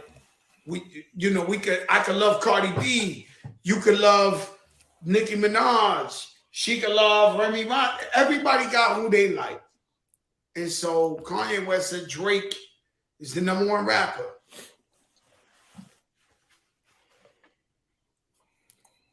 A lot of people might agree. I know the charts do. I know the #1. So when I tell you he's hip hop's Michael Jackson and y'all all get mad at me, Okay. Okay. No, his music is great. What do you think when you sit there and you watching Yeezy on an interview? I haven't finished it. I got to the part. Oh yeah, I haven't finished it. I watched, yeah, I got it in moderation. Like I watched 3 clips of 45 minutes, then 45 minutes, then 40. You haven't finished it, but it's from the what same you as saw, what it always is. I got to the part where he says he's Michael now, and at the end of the day, he's gonna say what he's gonna say, and he's gonna think what he's gonna think. I'm not moved by what he says or thinks because he doesn't affect my life in any kind of way, right? I understand the outrage on both sides. I understand why most of us would say he shouldn't say certain things with his platform because it's detrimental to our livelihood as a whole. And then there's people that support him, and then there's people that's like, man, just ignore him. He's whatever. It's like I don't make commentary on it. I just be like, all right, there he goes again, talking. But there he goes again. Would you, if you was Nori, would you say, because everybody, I think people are lying. I think people are saying, why did you put him on your platform? You shouldn't put him. I think they all would have did the interview with Kanye West. Do you think Nori was wrong for doing the interview? Nah, I hit Nori yesterday though, and I told him, I said, you were supposed to be drinking water for that interview though. Yeah, he got. Oh no, he got saucy. Nori too nice. And Nori and them, they just have fun, get drunk, tell fun stories. That was not the time. This man came on a political agenda, serious. Like it was not the time to get too nice. Yeah, I was like, look, if Nori had something to say actually on that joint, but by the time he check this out, if Nori was sober, he still couldn't swore a fight with Kanye, right? And verbally, I could the fuck up. Well, it's just to me, it's just the fact that the brother said when he sat there. Not only that, like your boy, you can look at Fat Joe. Look at his face; it's red as hell. He don't really want to do it. He's sitting there having to come up with where he said, and what he say? Did y'all hear him? He said, "There he go talking again." He said, "Keeps on talking."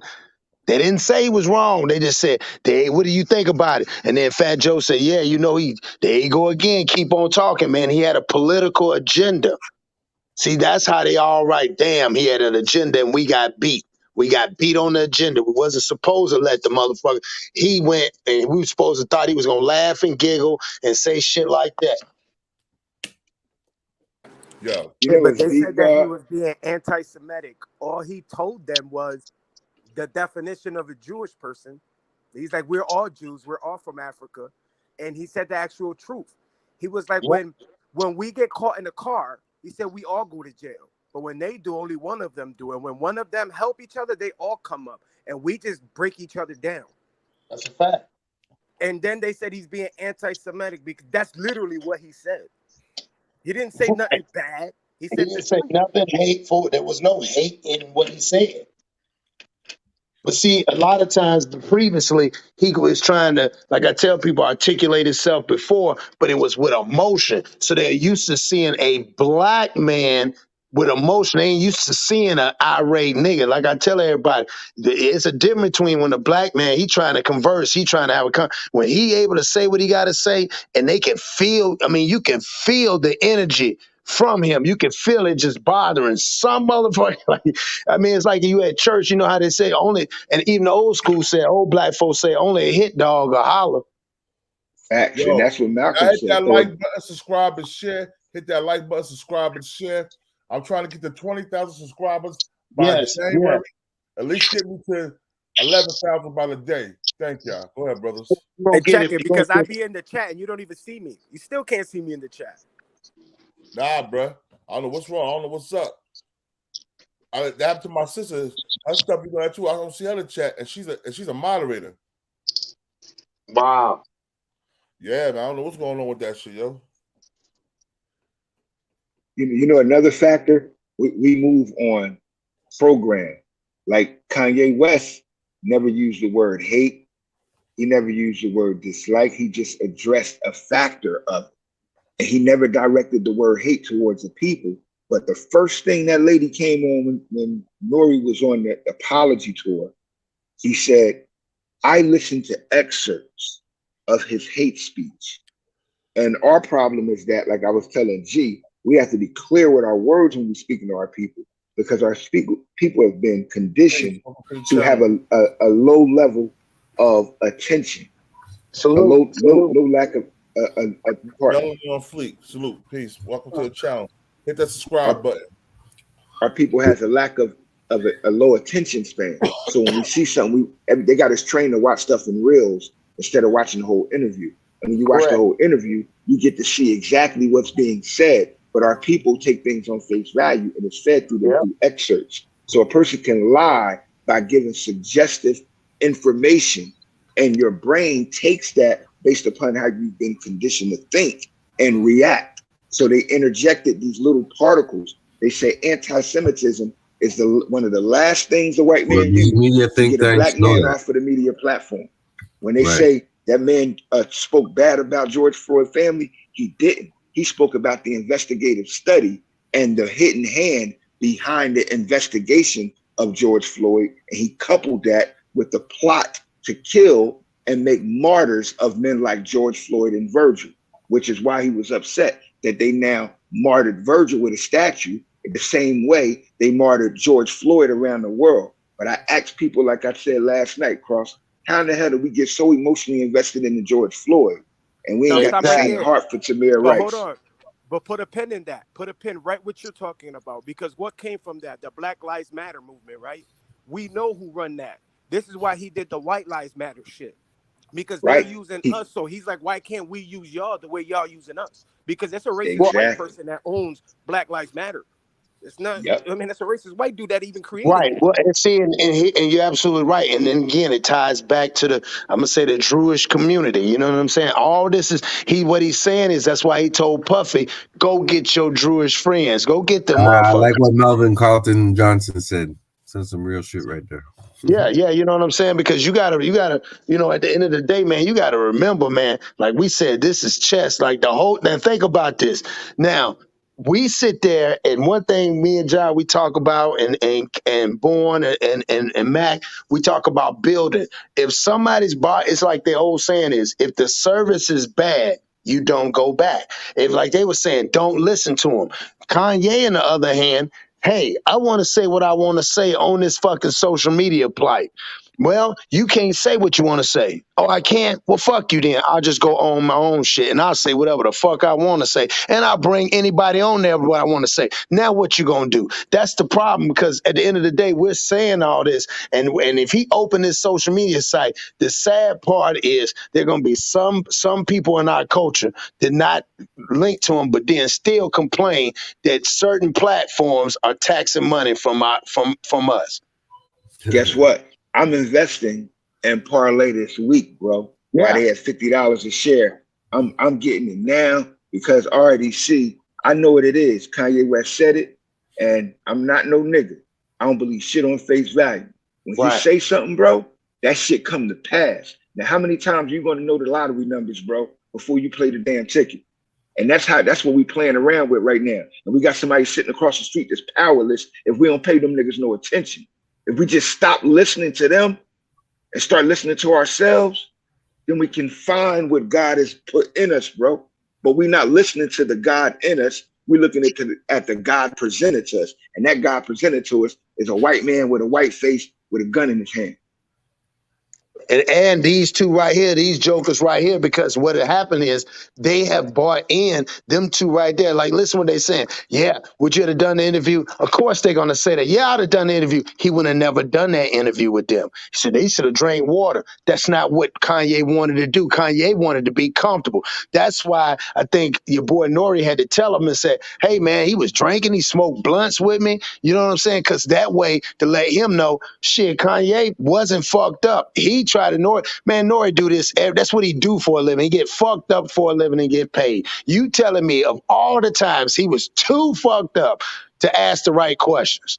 this time. He just happened to be that drunk, but he get fucked up all the time. He smoke, they smoke. They got the blowgun machine. They put it in people's face. But you telling me this time that all the people he got, Lamar Odom, he got them fucked up to the point where they told on themselves. Too many F-bombs. They're going to demonetize.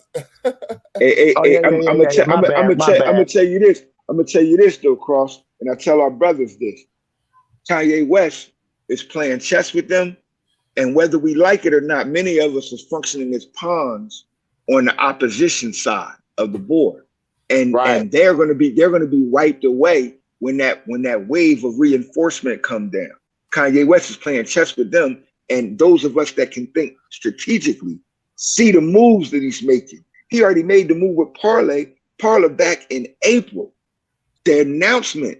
See, it takes months, like I told the brothers last night. It takes months to make these type of acquisitions. Well, John, read the comment. Read this comment I just posted up. So indeed, you have Little Nas X twerking on the devil in videos, which our children are digesting. And it says, "What is that, Monterey? My tarot called me. My tarot call me by your name." You have all these insanities in the world, but Kanye West is the problem. That's actual fact. That's why he's the distraction. The people that are pushing that agenda are distracted. Like I asked my son, when in the fuck is you gonna make a record that's dealing with the reality of our people from a political stance? We can get on these podcasts and talk a bunch of babble to people that have no accountability to you, people that can't question you and put you on hold. But when I ask you, bro, where's your music? Where's your platform? Where's your machine? Where's your companies? Where's your businesses? You have an influential face and voice amongst all of these people online, bro, but you ain't producing shit, but you're talking about the man that's producing shit in your name. So when we look at what's going on, you ain't talking shit to the drill rappers, even though our children are dying, bro. You know how many kids dying every day in Philadelphia, bro? That shit is crazy, man. Like children are dying faster than adults. Like I think it's 7-1 in Philadelphia. Children versus adults. 18 and under, I think it's 21 and under versus people 21 and older. That's insanity. But niggas talking about Fat Joe and all of them talking about Kanye because the white man got that battery in their back. Well, more not so, even that. It's not even that, John. Let's keep it real. Now, this is what the sad part. This is what bothers me. How can we get emotional? How can we get emotional about him bringing up Goerge Floyd, but you just showing the statistics on black crime, and ain't nobody emotional about that. Nobody's emotional about that, about the crime rates in Chicago and things of that nature. But we're all upset about him bringing up an autopsy about Goerge Floyd. But we ain't upset at the person that we're supposed to look at. Check this out. Tomorrow, we're gonna get on my son and that chick's ass tomorrow too. We're gonna do a show on them. And we're gonna rip them niggas up shreds because they the stuff they're saying, the stuff they're doing is not showing black love or black unity. It's showing dollar signs. That's it.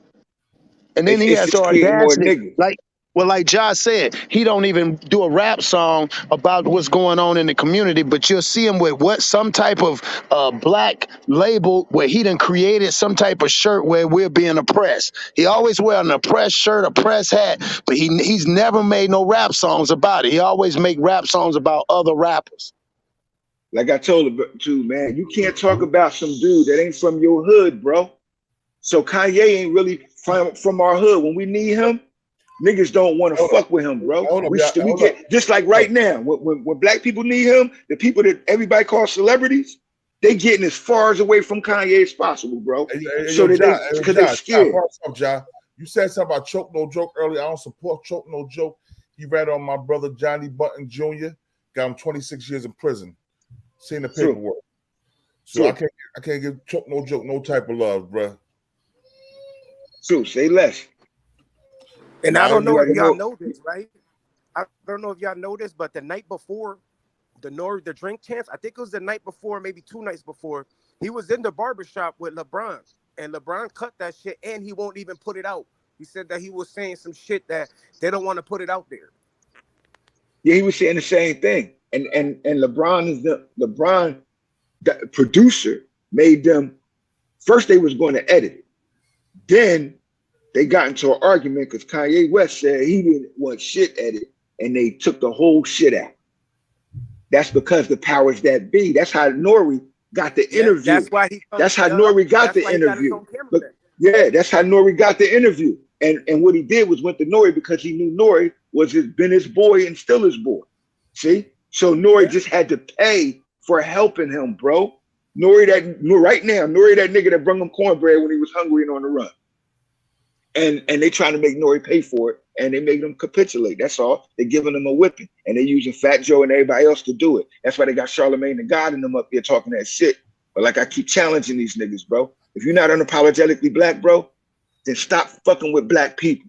Period. And you know what? Cut the F-bombs off a little bit because they And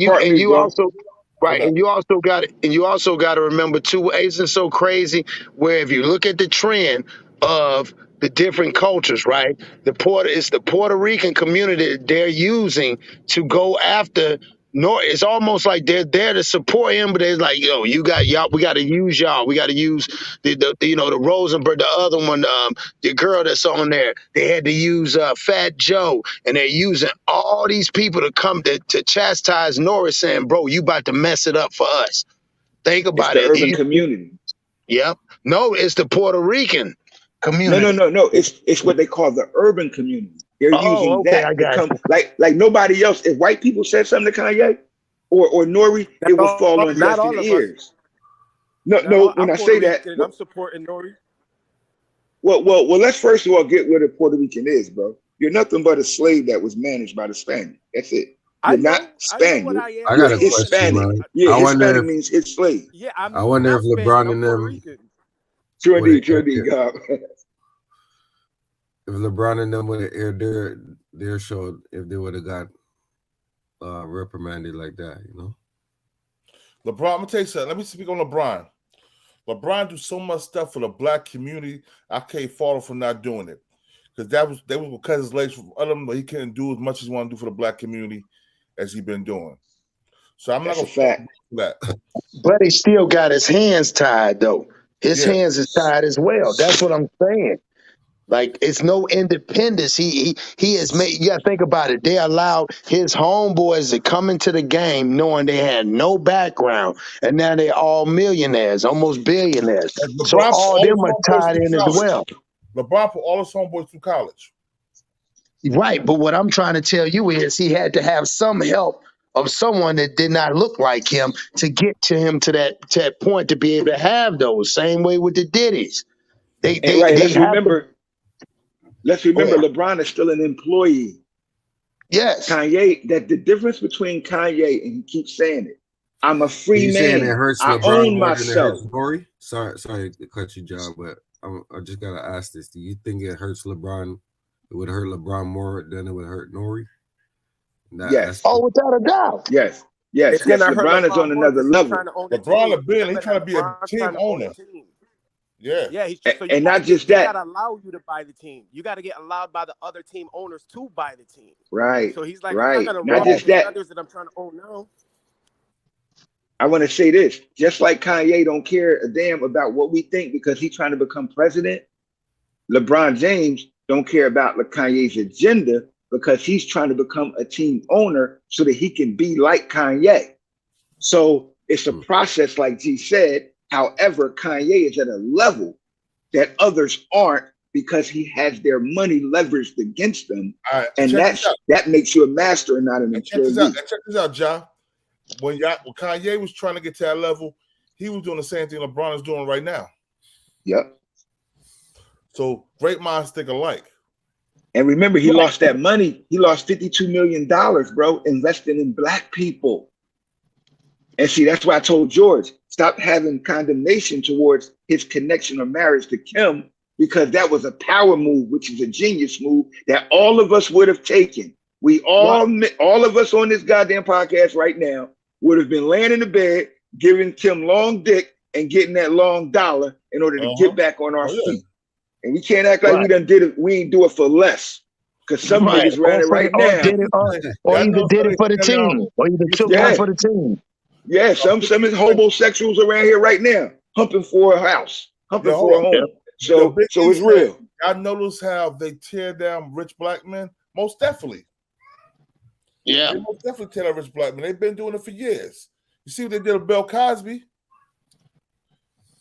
And my thing is this, and back to what with this video right here. Why is Fat Joe asking your boy what he feels about that? That has nothing. It's nothing was said. What I'm saying is nothing was said that was hateful. Like, why are you asking him what he feel or he says wrong? He actually a retarded clown that's not intelligent enough. Look at him. Look at all dumb with that hoodie on. Yeah, he a comedian. He a comedian. He a clown. But you got to recognize something though. Like I said, it's not Nori is just the decoy. What they're trying to do is resonate the slave master's lesson and instruction. Do not question or challenge our authority.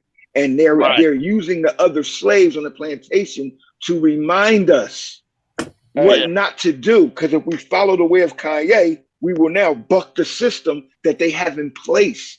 And that's what Kanye's doing, which makes it dangerous, but it makes it also more so that stands for us to get up and stand behind our brother, bro, unapologetically. Look, why you think just to me, even keeping it on the YouTube level, why you think they got on Kevin Samuels? It wasn't what Kevin Samuels was talking about. It's that Kevin Samuels was galvanizing black men. See, you gotta understand, bro, as long as the black community is in turmoil and divided, they can make all the money in the world off of us because they're making money off black dysfunction.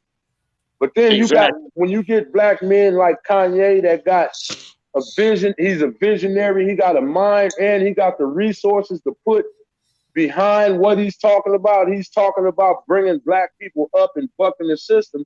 Bro, they turning on Kanye, and what I don't like about it is people that look just like Kanye is turning on Kanye. Nah, man, I'm standing with Ye. You know what I'm saying?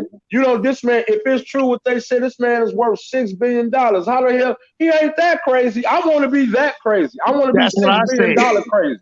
I've been saying that for years, bro. Let me get a gallon of that crazy juice, man, and I'll be all right. And then I'm I think Nori's playing the game, gentlemen, just real quick, because you know I'm sneaking in here in between breaks. But all this is, bro, they're systematically tearing down black men you remember how they jumped on Ice Cube when he had a contract for Black America? He tried to make us all come up. And what they do, they jumped on Ice Cube. They jumped on Kevin Samuels. They're jumping on Kanye. What America wants is pink sock wearing niggas. They want Derrick Jackson type niggas. They want really passive, submissive, do as I say type niggas out here. And to me, they're really wiping out the ones that really have the influence. Like you heard what Ye saying, if they kill me, you know, Ye know what's going on, man. Ye is behind the scenes. Ye could walk in the doors that we can only dream of. Kanye done been part of conversations that he can't speak on. Same thing with Michael Jackson. Michael Jackson was probably one of the most powerful men in the world at one time. What did they do? Oh, he a pedophile. He this, he that. They tore that man all the way down. And then the people who accused him were proven to be liars. Okay, you can go all the way back. You know what I'm saying? How far back you need to go when you see the Beatles and Elvis catalog, you know, they were in he just was able to grab those assets. But the point is, to me, is Michael Jackson had influence on people all over the world. And Michael Jackson actually embraced his blackness. If you ever heard him talk, bro, he been speaking out about the industry. He been speaking up for us. They said, "Oh no, you know what? Mike got to go. He had to go because he had." You remember, bro, right before he passed, he was speaking up against the music industry. You know, he was saying that all the history books is lies. They didn't taught everything we've been taught is lies. They say, "Oh no, this nigga got to go." He's talking like Kanye talking. So all I'm saying is, us as black people, we need to galvanize and stand behind people like Kanye, because what the dominant society is doing, they're throwing all this negativity out, and then if we jump behind them, then they get the off You know what I'm saying? It's like, yeah, you get to basically kill him, and like we supporting him because we are. He crazy. Once they start saying you crazy and you this, that, and the third, if something happened to you, everybody gonna say, well, he went crazy. Well, man, that man is talking with perfect sense. He know things we don't. I mean, and it's really that simple. That man worth $6 billion. Man, y'all need to get up off Kanye. Real talk. Everybody need to get up off Ye, man. People that are saying he's crazy probably even scratched the surface of 100 mil. You know, you talk about somebody that amassed all this wealth, being an employee. You know what I'm saying? And now he's a full-blown boss. A boss. Doing it how he wants to do it. You know what I I'm mean, saying? brother, man, look, the man is a rap icon. He made his mark in fashion. Like he said, he fight a whole lot of fights that people don't even know about just because he's black in those industries that's not black owned or black controlled. So instead of us looking at Kanye like he crazy, just to show you how much like money he don't know what he's talking about, I wonder how many crazy ass people. Again, Kanye is $6 billion crazy. I want to be that crazy. You can call me all the crazy in the world with $6 billion. I don't give a damn. Bro, so we need to stop riding them narratives, man. We need to, when the media be trying to make it seem like something is wrong with us, we need to stop feeding into that narrative and be like, what makes him crazy? Because he's bucking the system? Because he's rich? And because he's black? What does Kanye did? Kanye ain't did nothing illegal. Kanye ain't putting drugs in the streets, guns in the streets. Kanye ain't out here talking about none of the street shit, none of that. Kanye ain't innocent man with his knee in their neck. Yep. Facts. Well, okay, now, Born, I hear that, but he was giving an opinion. He didn't break no law. If you know what I'm saying, I say he's not killing innocent men, putting his knee in their neck. Trying to say right, yeah, right. You see what I'm saying? He's not doing none of that. So I'm trying to figure out what makes him so crazy. This man is breaking off in the industries that they don't even want black people to. He's dropping jewels on people. He's dropping knowledge on people. But you see, when you smart and you could drop them gems on people, they want you. Oh, no, he crazy. He don't know what he's talking about. Once he started talking about them 12 tribes and all that, then white folks went into DEFCON 4. Oh, man, now he finna start waking niggas up. He got too much influence. He got money and power. Bro, Kanye can move the needle, bro. That's all that it's about. Kanye can move the needle. So they gotta make it seem like he's crazy. You see what I'm saying? They gotta make it seem like he's off his rocker and don't know what he's talking about. So the black community won't mess with him. Like the Larry Elders and the Don Lemons, bro. They look black, but bro, we don't mess with them. That's how they want us to look at Kanye. Bro, it's a video out, bro. Anytime black people get rich and famous and have influence, they take them away from the community. So now we look at them as sellouts and we don't fool with them no more. Now they can do what they want to them because we no longer look at them as part of our community. We need to stop that.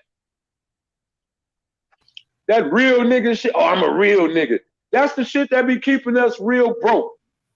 You know how they say women keep other women single? Well, yeah, niggas keep other niggas broke by talking that real nigga shit. We need to be real men. We don't need to be niggas. We need to be men. Facts. Unapologetically black as men. Right. That's the problem with us now, bro. We are looking at it from a white mindset through a black eye. When in reality, bro, Kanye West ain't doing nothing but what the ancestors already told our people to do. And Michael Jackson is the great analogy and example of it. And Michael Jackson is just the next generation's evolution of Sam Cooke.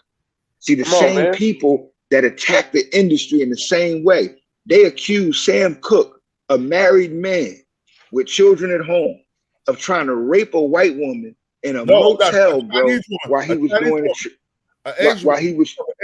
doing a show. Hold up, bro. And she shot him in the chest. Hey, John Muhammad, check this out. Let's get the story. I'm gonna get the story right for you. He got accused of trying to rape an Asian prostitute. And they call her Asian now? Listen, and a black woman who ran the desk of the sleazy motel he's supposed to have been in, shot him in the chest and killed him because she said he was scared. Only thing he was going back looking for the woman because the woman stole his pants. The woman was trying to rob him. Damn. Yep. Yep. So I just I'm a Sam Cooke fanatic. I grew up with Sam Cooke. I studied Sam Cooke, his movements. I know he was the first one that owned all his rights to his all his masters. Yep. Masters.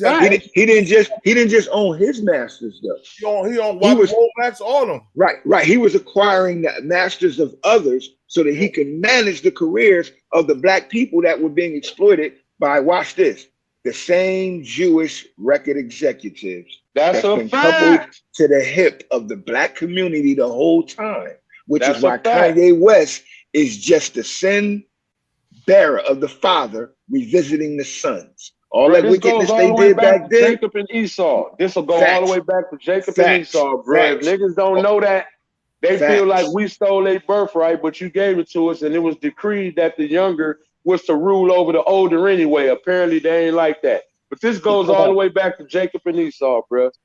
Period. And that's how they doing it right now, though. They're creating an authoritative position over our lives under the act of deception. They come to our community as friends, like the NAACP. Like I gotta hit it again, fellas. Like Born, I'll be back though. I'm still listening, Born. I gotta get back over here on this forklift. No doubt.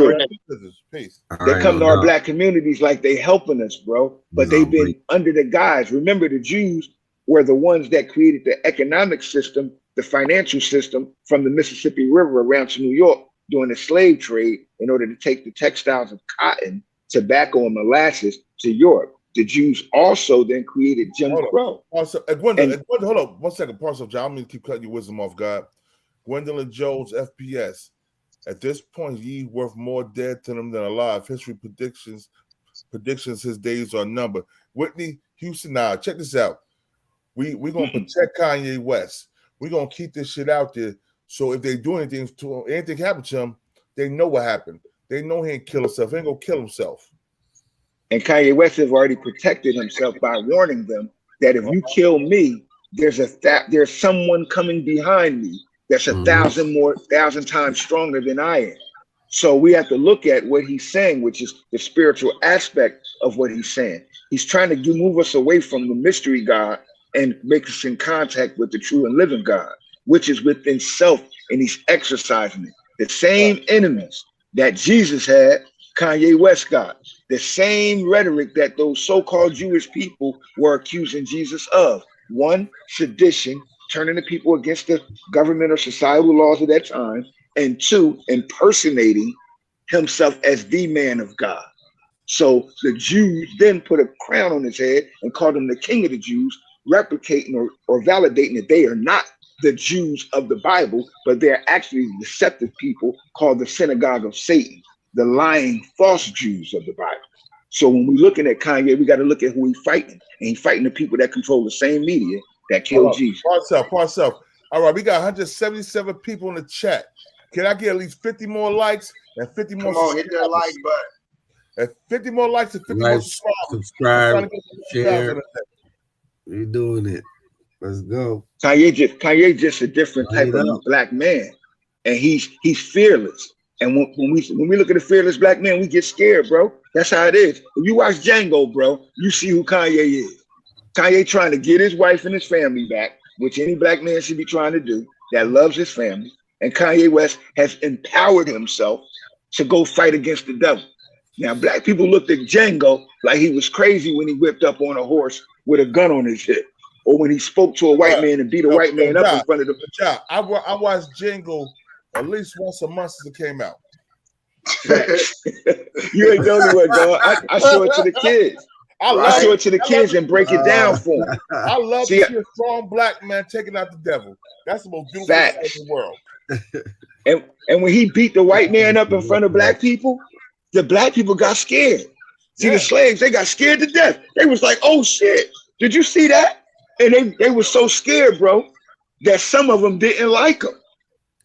See? So when we got to look at the examples that we got and what Kanye has done, I'm about his results, bro. And I'm unapologetically black. And as long as I'm that, I'm with Kanye. Indeed. And yo, I want y'all to hit something. You know, I don't agree with Whack 100 retarded ass most of the time. But this right here, this one might make sense. I gotta let y'all see this one, yo. My bad. I know. I heard him last night. He was right. Hold on. This King Academics. Hold on. Look at the Whack 100 one. This is King Academics. Hold up. Yo. Whack 100, yo. I got this is one time I got 11 speed. I can't even imagine, boy. Yeah, last night. He's still trying to stir up shit, but yeah, yeah. But he was on code though. And when he right, you feel me? Right.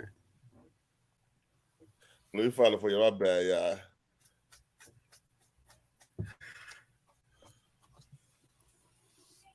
All right, here we go. Right here, y'all.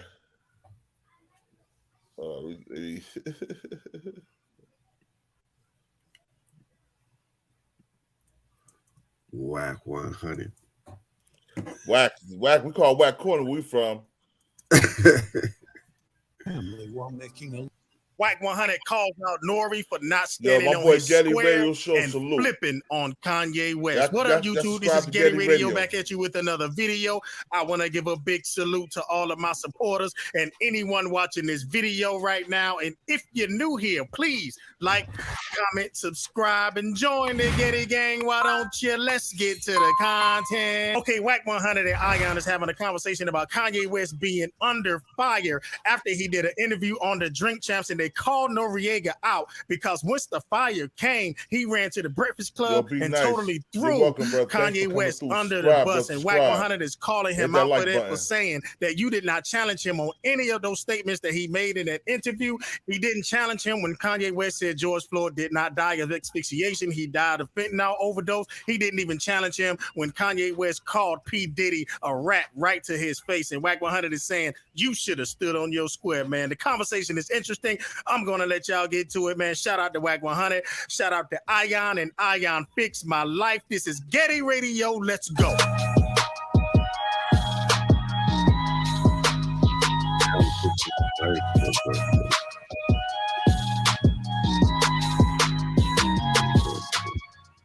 Nori, fuck with you, bro. But I just heard that Breakfast Club shit. Nah, bro, we street niggas, bro. We know what we doing, what we doing. That's one thing about us, Nori. And I fuck with you, but what you can't do is act like you wasn't hearing what you was hearing and act like you had a problem with it when you was hearing it. Because we know you didn't have a problem with it. You didn't even have a problem with the nigga calling Puff a fed, nigga, and that's on Revolt, nigga. Like, that's Puff Network. But my nigga, if you gonna fuck with Ye, bro. We all disagree and agree with some shit Ye says. You know what I'm saying? And that's just our personal opinion. But all the apologies to the family and all this shit, like you all of a sudden anti-Ye, that ain't gangster, homie.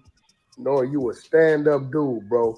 Just simply say you let that man do his interview because it's Kanye West, it's Ye, right? You didn't want him to walk out because at the same token, I just went and checked. If you that emotional about this shit, why is it still up? You still reaping the benefits of the views, bro, if it's that serious. Like, bro, don't play off into the politics, bro. Stand on your square like you always did, bro. You didn't have no problem with that man speaking his opinion because it was his opinion. Don't let him put it on you. Tell him address Ye. You there to ask a question to get a motherfucking answer. You ain't the judge and jury to that, but don't flip it, bro. Like all of a sudden, I got at Ye after the fact. And if you didn't get at Ye right then and there like you always do when he said what he said, niggas don't want to hear that shit, bro. Stand on your square. You did a great motherfucking interview, part 3. Probably one of the biggest, viewing artists that comes up there, bro. Don't act like, well, I done got 3 out of him. I don't need him no more. Fuck him. Nah, bro. Stand on your square. You ask the questions, they get the answers. That's it, bro. All that other shit, bro, that shit ain't real. That shit ain't right, bro. And you know, niggas ain't respecting that, bro. All of a sudden, you totally against everything he was saying and all this shit. All that shit is cap. Big cap, bro. You did it for the reasons you did it for, and we don't knock that, bro. It's business. Stand on your square, Nori. Stand on your square. You a stand-up nigga, bro. Don't let these niggas shake you like this all of a sudden. Be who you always been, bro. Love. How do y'all feel about Wack 100 telling Noriega to stand on his square and go against the powers that be? Because I'm pretty sure that after that interview hit, the firestorm came, the phones. All right, y'all. So what y'all think about 100? Well, my whole thing is, if you're gonna be mad at Nori, you should be mad at every other person that turned down interviews too. You know what I'm saying? I think that I think he mad Nori. Nori took the interview to try to get all that publicity. Then when the heat storm came, he threw Kanye West under the bus. He threw Yeezy under the bus. That's why he's talking about that, because that's why I'm mad.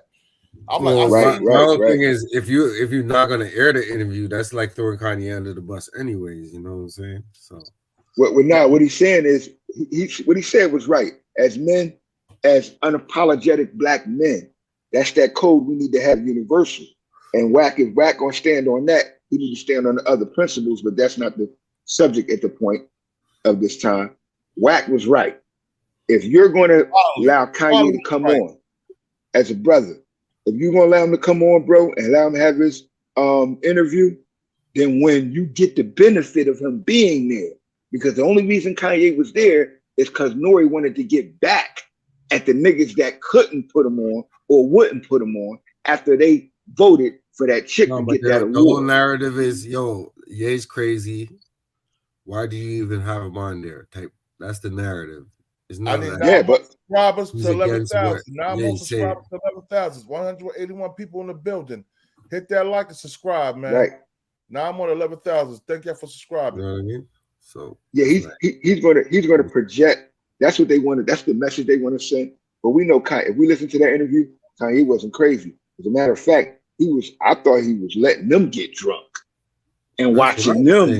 Word up. I was like, yo, he actually. He got them. That very it was crazy. It was crazy when I watched that shit last night, bro. So I'm looking at it now as all of the people in the industry.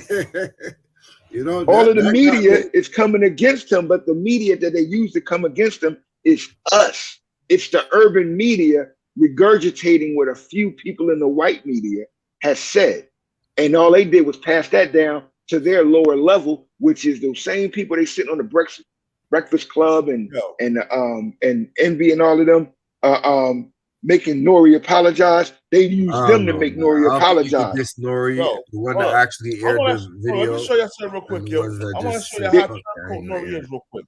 Let me show you how they're using his peers. They're using his peers to make him apologize. Look, I'm gonna show you how turncoat Nori is real quick. I want to play something. This is after he did the 50 Cent interview. He was kissing 50 Cent ass, right? Watch this. Norby and Gotti. Shit, I don't get drunk and get hungover.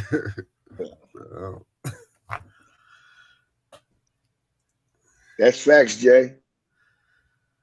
Hold up. Where that shit at? I know it's up because where that shit at? What that shit? I'm sorry. Let me find it. I'm gonna find that shit for you right now.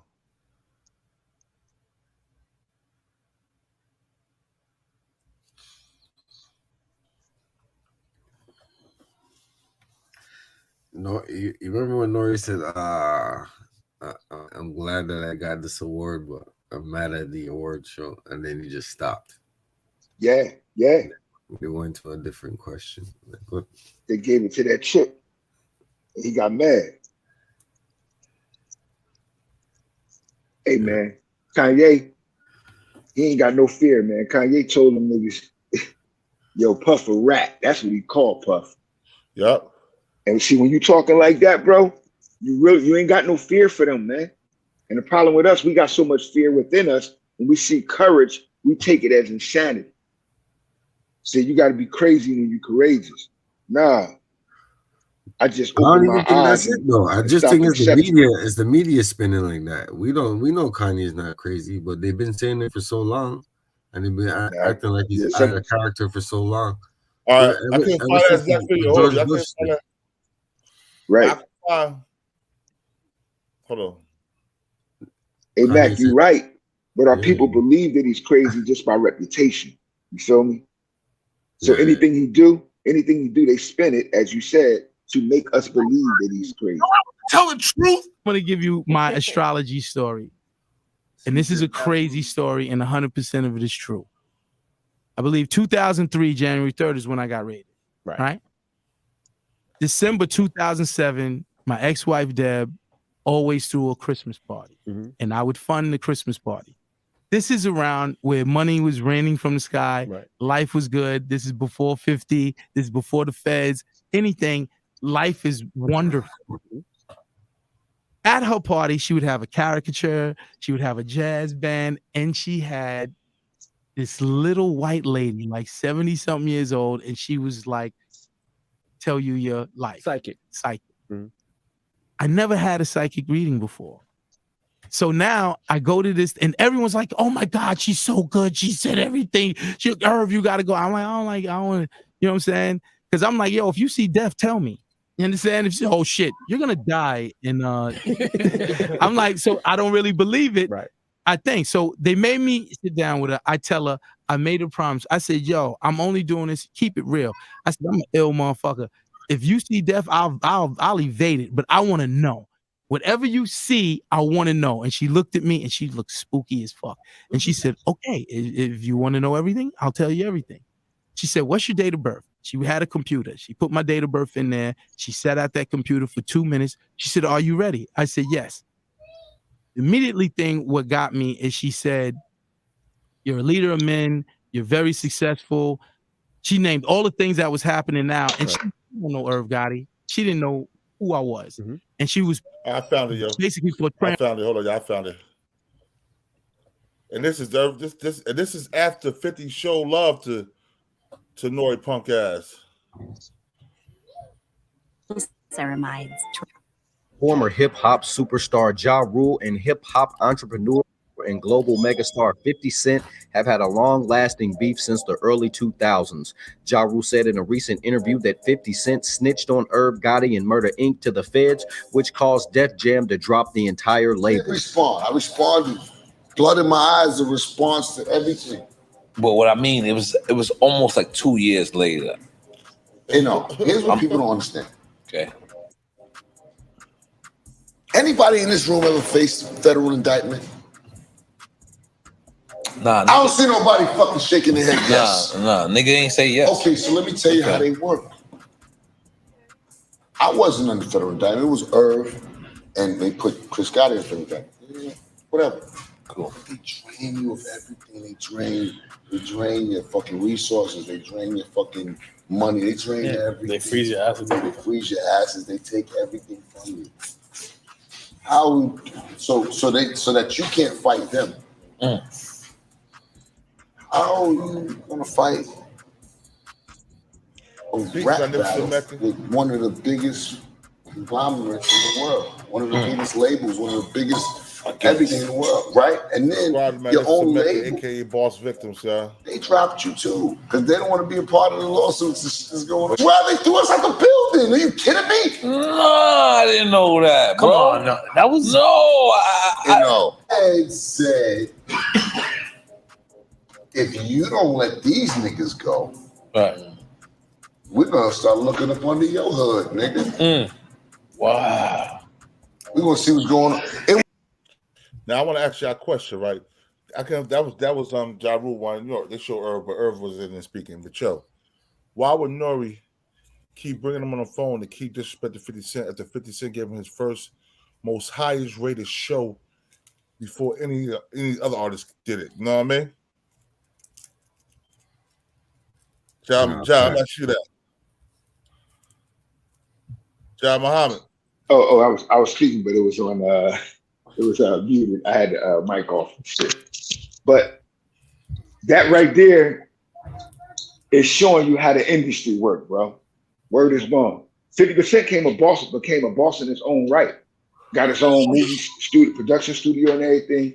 And in his activity of success, Nori wanted to follow or benefit from that same connection. He benefited totally. Because when 50 Cent came on Drink Champs, I believe that was one of the shows that kind of validated or, you know, made Drink Champs what Drink Champs is. Facts. But then he came back and capitulated. Remember, all of these dudes from Queens. You feel me? So it's not like he's not it's not like he's from Harlem or like he's from the Bronx. They all from Queens. And we already know the boroughs in New York. We got a fraternity. Some of us don't live in all of the boroughs, but what we made our mark at is the borough that we own, that we claim. So fucking with Ja Rule and them, you got to understand that too. The Irv Gotti and them got influence too, bro. They was in music, but they had their connection in the street. Of course, it was under Preem and them, but they still had, you know, niggas doing shit. So Nori's an underling to all of that. Pardon? 50 was war with their boss. They was beneath 50. They wasn't. Nori's an underling. That's why I said Nori's an underling to all of that. Yeah. He's not on 50 level, and he wasn't on Irv Gotti and Chris Gotti level. He was an underling to that. He was an artist in the industry, technically, or a side nigga in the street. He wasn't a player. But now that he has a platform, that's what the internet and social media. Remember back then, we didn't have this social media shit. So he had no global or national platform where his voice was heard and manifested, unless it was through a record. So back then he was just an artist. Now he's a social influencer. So it's a big difference when you tell a story now, like I told you about Wack. It's a big story when Wack tells a story now versus the story back then. Because he's an influencer now. So the words have a different effect. When you look at how he abandoned 50, look at how he abandoned Kanye. It's just the character of the man, bro. However, I respect Nori for saying one thing. Let's not condemn Kanye. And when he said that, I said, you're trying to do collateral damage to protect your own self, but they ass sent your ass. And that's the problem right now, bro. They keep sending us to get us. Niggas gonna walk away from this thinking that either Kanye is crazy and leave him the fuck alone. And once we do that, that's when they can outright kill him. Kanye said, I ain't doing this interview if I can't record with my own people, you know? If we leave Kanye alone, bro, they're gonna kill him. Word is born. Black people abandon Kanye to the point to where he's scourged in the community. Then that's going to give them the platform to kill him. Once they do that, they can kill him, and then we'll say he had it coming. I told him about fucking white people. Willie D is a shoe shuffling, bowl jingling Uncle Tom out in Texas. The nigga, he disrespected black women his whole career. He called Queen Latifah a bitch. That's what I said. Who you calling a bitch? Remember that one? Yeah. Yep. So whatever Willie D talking now, Willie D used to beat his wife's ass. He went to jail. He went to federal prison for frauding black people out their money. I think he got too many hits to the head in this little soapboxing days. You talking about Willie D from the Ghetto Boys? Yeah. Man. Yeah, because remember that song when Queen Latifah said, "Who you calling a bitch? You and I." Yeah. Unity. So she was going to Willie D. So Willie D called her a bitch. Yeah. Man. All right, what he talking about? He ain't saying shit. He ain't saying nothing. They talk about Kanye West. I'm gonna show you what he said about Kanye West. Here we go, right here, bro. Hey man, if you ain't got $1 billion days, you can't have $1 billion wage. So stop having $1 billion saves, nigga. Close your mouth if you ain't a billionaire. That's why I keep telling us, bro. Niggas ain't got no $1 billion. So why you talking about a billionaire? Stupid. All right, here we go, right here. Willie did some Kanye. Watch this here. Hold on, I'm gonna play that shit for you right now. I think I played it last week, but I want people that didn't see. I want them to see it again.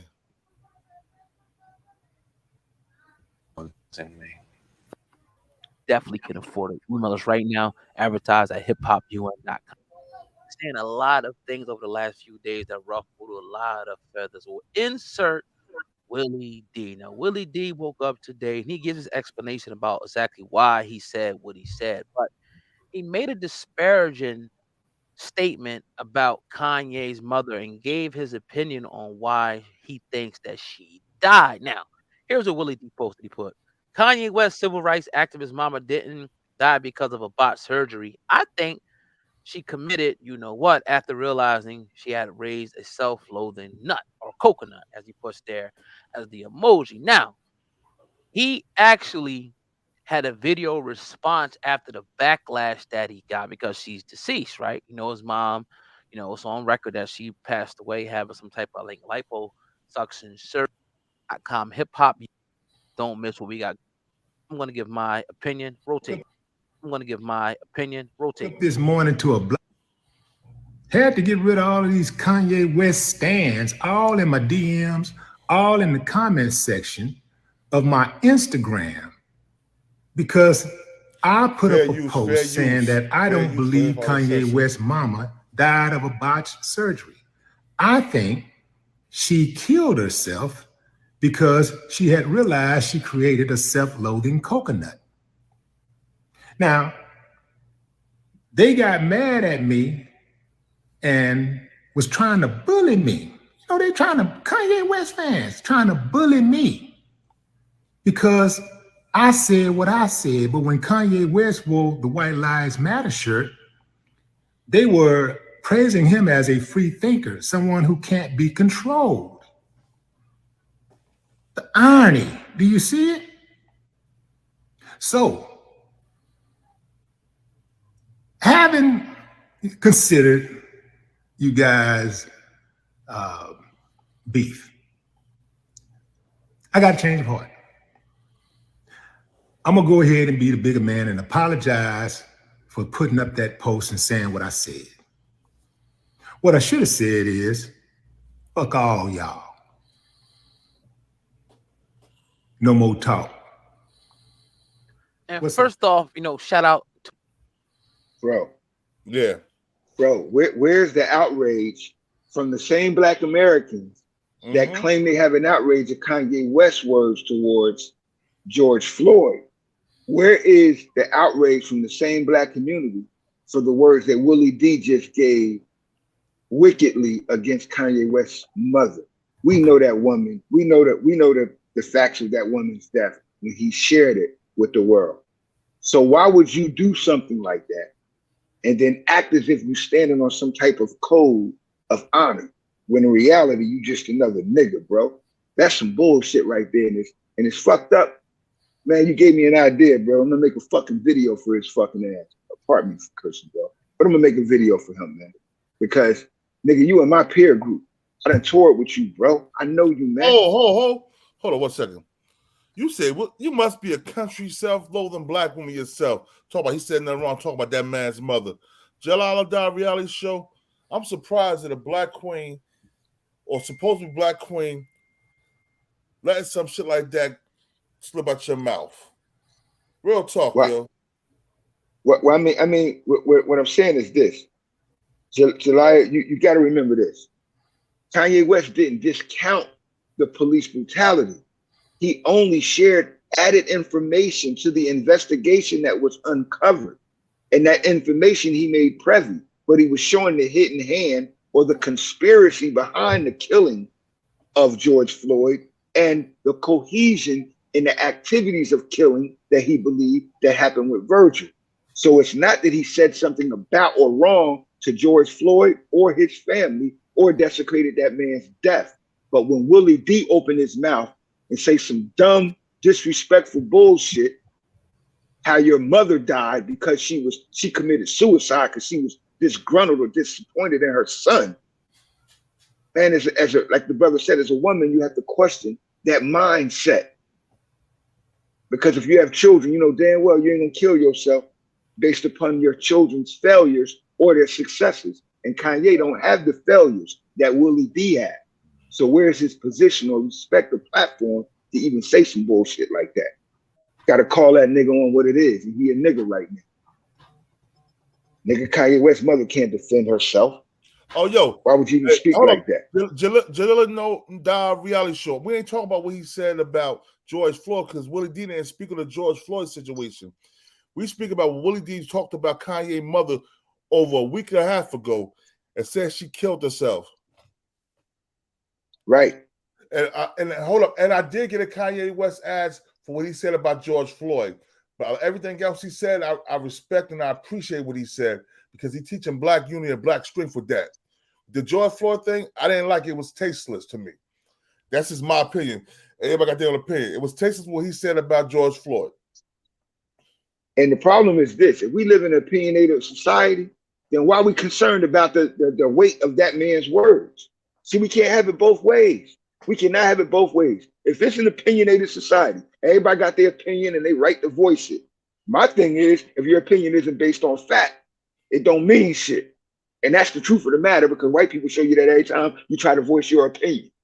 So George Floyd died because a cop murdered him. However, Kanye West was just having a conversation based on the conspiracy behind his death, which has to be pulled into question when we watch white men kill a black man in such of a way on camera. We keep forgetting that part. It happened on camera. So we don't see what happened behind the camera because every time there's one person on the person behind the camera has a perspective and an intention too, because it's his creativity that make you see what you see when you're looking at what's on the camera. So it's real when we say it, and he only said what's relevant. There's 2 autopsy reports, and the toxicology report says in one that there was some fentanyl in his system, which we all admitted that would have accelerated his panic, which would have caused him to panic and die. So we know hold up. It was more behind that shit. Jalila died reality show. That wasn't a simple statement he said. He said your mother committed suicide because she raised a coconut. She's ashamed that she raised a coconut as a son, meaning dark on the outside, white on the inside. That's what he said. That had nothing to do with, he wasn't even talking about George Floyd. It's way before the George Floyd matter even popped up. That's what I'm saying. Like he said, like Kanye was saying, where's our reaction? Like this trigger shit. George Floyd is being discussed, but why nobody else is being discussed with George Floyd? Like, look at all of the money. Trayvon Martin, Tamir Rice, Michael Brown, they got all it. Black Lives Matter started getting money back when Trayvon Martin got killed. Hold up. Hold up. For itself. And when all them black men was getting killed, when black boys getting killed, Kanye West was on the front line donating money and things of that nature, helping the families. He was doing that. He was supporting Black Lives Matter. How can somebody support you dissing their moms like that? Like, come on, y'all really. But I mean, but if you've been desensitized, if you look at a person like they're an animal, then you don't respect them. Oh, you look at them like me. Also, Miss Spiritual Unboxed. He what Kanye West said, he said what he's seen in the story. He didn't say he necessarily believed it was true. He said with the documentary, he just said what he's seen in the documentary. You had to listen to it. You know what I'm saying? Well, you know, it's black people in their ignorance, bro. We have a nation of black people that don't do for themselves. So the interview was 3 hours, right? 3.5 hours. Facts. That was like one thing he said that was off. 223 people hit that like, share, subscribe button, please. 3 hours. Yeah, like, share, subscribe button. Yeah, that's what we condemning him for. That's subscribe. What subscribe. That's what they're told. That's what Master said. Master said, get them, and that's what everybody doing. They're getting. I'm asking people this: where's the lie that he told? Don't get mad at Kanye. The George Floyd family can't sue Kanye for what he said because every word Kanye said, he referenced it to an actual documentary that's been licensed and produced and presented by Netflix. So you want to sue somebody, you're going to have to sue the source. He just repeated or regurgitated those factors of that documentary. So, like I said, once again, he got him where he's supposed to get him at. And we mad at him because they told us to be mad at him. But I just look at black people as how we should be, and we so far away from what we should be, bro. They so should until niggas, Netflix. They shouldn't sue Kanye. Well, they ain't suing Kanye. That's the trick. That's the media putting that bullshit out there so more people can start disassociating themselves from Kanye. See, it's all emotion. It's all emotional deception. He did not say the police didn't kill. Police didn't kill Floyd. He said that in the show it showed that he could have been getting high too. Off that, what's that shit called? Fentanyl. He had fentanyl in the system too. But he had 2 autopsies. One said he had fentanyl in, the other one said he didn't. So what we gonna believe? But Marquise, we know that the cop killed him. The cop was the aid to kill him. It's just like a bullet, bro. If you get shot, the cop pulled the trigger, but it was the actual bullet that killed you. He said the cops gave him fentanyl because it looked like the cops pulled the needle out that bag. We watched that video yesterday. Facts. Watch the video. Watch the video. That's all. Needle out that bag, out that medical bag, and they was acting like they was trying to get something to calm him down when they was really doing was trying to get something to take him out. Hey, Marquise, can you come on and explain your perspective of the right wing talking? Because if you understand what right wing is, the conservative activity of our political arena, you would understand that the right wing values are valuable to the Black community at this point in time. And it's the liberal beliefs that's disrupting the structure of the Black community, or which allows the white man to keep a mental control over us. So it's not about conservative or liberal, bro. It's not about right or left wing. We have to become the goddamn bird and stop looking at each wing. Remember, a bird can't fly with one wing. That's why it got the Democrat and the Republican Party in the House of Representatives, which we need to fucking burn the house down, bro. Pardon my language once again. Alice Numu, thank you for the donation. I wish everybody subscribe, like, share. Even your degree, hit a like because you up here listening to us. So like that button or subscribe. Hawk Strong, peace, my brother. Chico Banderos, peace. Alice, you're definitely actual fact 100%. We was discussing that earlier. Kanye has mastered the tool of propaganda for marketing purposes because that's what the science or the activity of marketing is in our financial structure. He's manipulated propaganda to a point where he got us all riled up over the White Lives Matter shirt, but he got white people ignorantly buying it. And white people only buying it because it makes us mad. So that's the whole purpose of him marketing the goddamn shirt, to show them that I can use your ignorance against you, just like you used our ignorance against us with the Black Lives Matter shirt. But y'all robbed us of $110 million and didn't give the George Floyd family nothing back. And they want to talk about what Kanye's saying about an investigation. Where's Marquise and all of y'all? Where's your vitriol towards the Black Lives Matter movement that y'all got towards Kanye right now for taking all of that money on the blood of Black men and not giving nothing back to the Black community? I need that same energy focused at them that you're now focusing on Kanye, or you're just going to show me that you're just a plantation nigga picking cotton twice as fast as every other man that got a lazy bone in his body. We need that same energy against the enemy that you're making of your brother. And let me say one more thing, man. I'm not the biggest Kanye fan. Matter of fact, I'm gonna let y'all see my face real quick, so y'all know. Let me let y'all see this real quick. Hold up.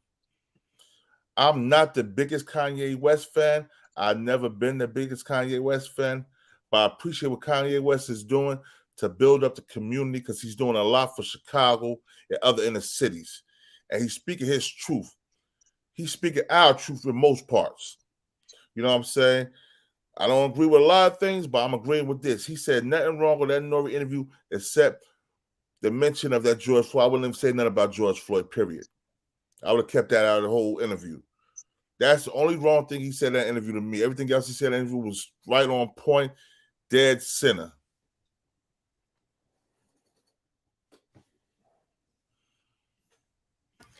My bad. Go ahead, John. Go ahead, John Muhammad, man. Let him know, man. Facts. Yo, man, I appreciate y'all, man. John's be back, man. But we gotta stand for our brother, man, because they're all gonna try to kill. They're all gonna try to take him out of here. They're gonna try to take him out of here. If we don't stand for something, we'll fall for anything. So I'm a peace. I hit the wrong button, dog. But you're actually right. They're demonizing Kanye's name so that black people can abandon Kanye and step away from him. And then when they step away from him, they're gonna try to kill him and say he either one died from an aneurysm or he died from suicide. Narrative and dialogue, salute, brother, peace. And that's the whole agenda of the enemy of Kanye. Kanye has done something that no black man has done. He's tricked white people out of their money. He's exploited the white commercial dollar, and he's done it with a brash, unapologetic mentality and personality. And they don't like it. They're coming to get him. And if we don't stand with him, bro. DEFCON 6, so you know. Yeah, if they're like, look at all the things they threw at Kanye. They threw anti-Semitism, they threw racism, they threw the economic ignorance, they threw emotional intoxication. All of these weapons they threw, they're throwing at him right now. He looks like the past leaders or one of the present leaders right now. The same thing they did to Farrakhan. They took him off all of the social media. Dialogues. I subscribe to you too, brother. Yeah, I'm subscribed to Narratives and Dialogues on YouTube too. I'm just looking at his page now. He got some good content up there.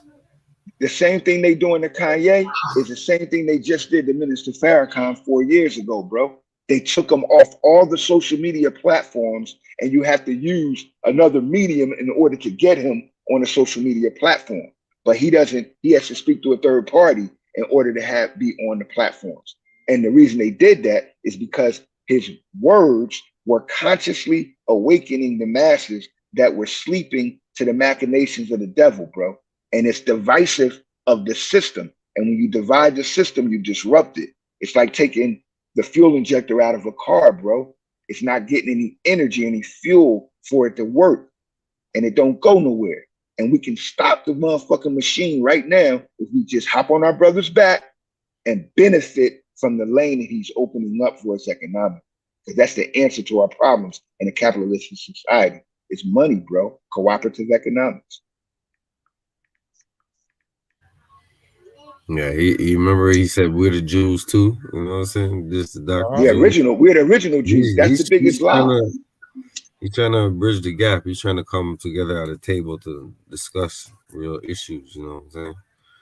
Well, he's trying to get us to do it. Like, we got to separate from them and get us together, bro. Narrative dialogues. Narrative dialogues. I'm trying to do a documentary on my hood, man. The E-Poor Posse, bro. So hit my Instagram up and let me know so we can work on, man, and bring something to the forefront. You know what I'm saying? I'm trying to hold Jersey down the whole way. Facts.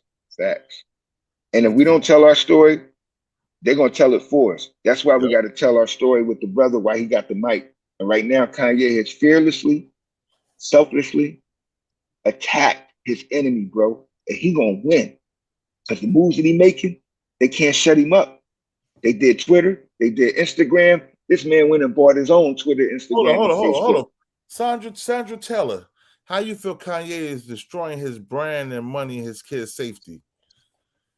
Riddle me that.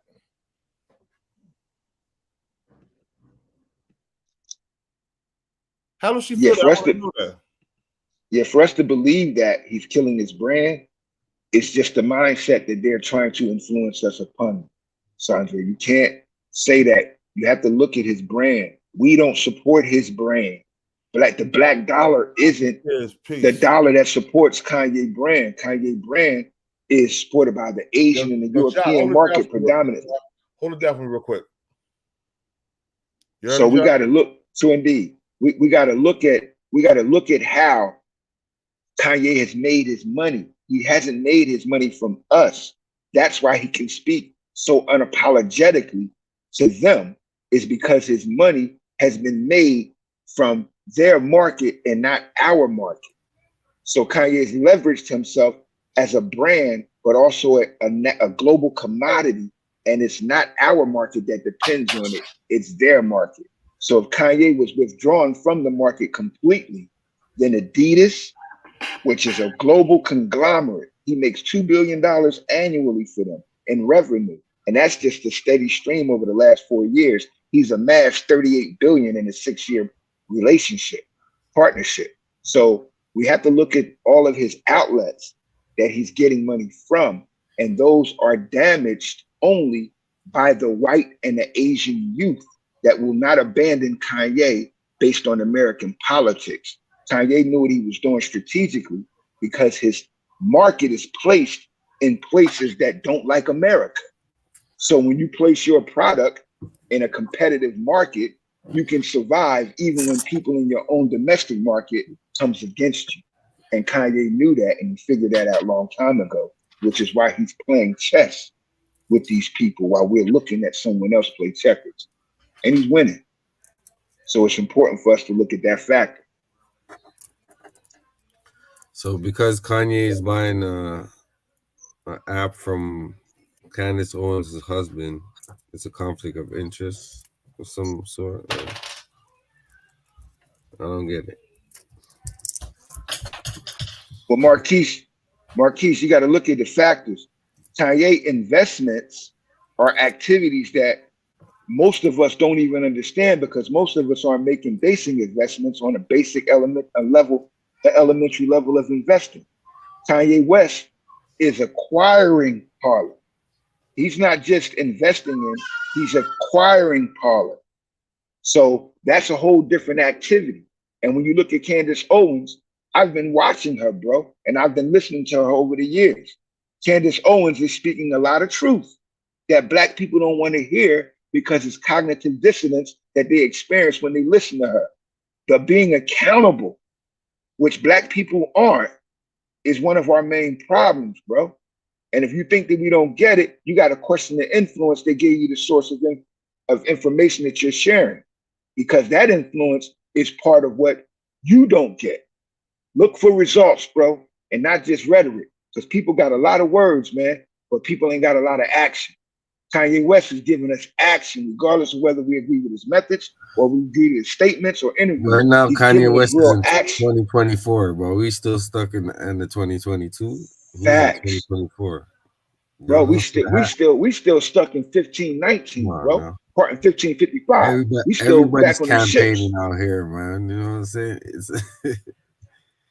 We still back on them ships, man. In the meantime, we talking stuff about people that's making moves. It's like the niggas in the hood, man. God, let me say something real quick. I see all you in the chat being so gullible and eating up this white propaganda and destroying the brother Kanye West. Y'all ain't seeing, y'all got Father Allah say, everybody got something to teach you.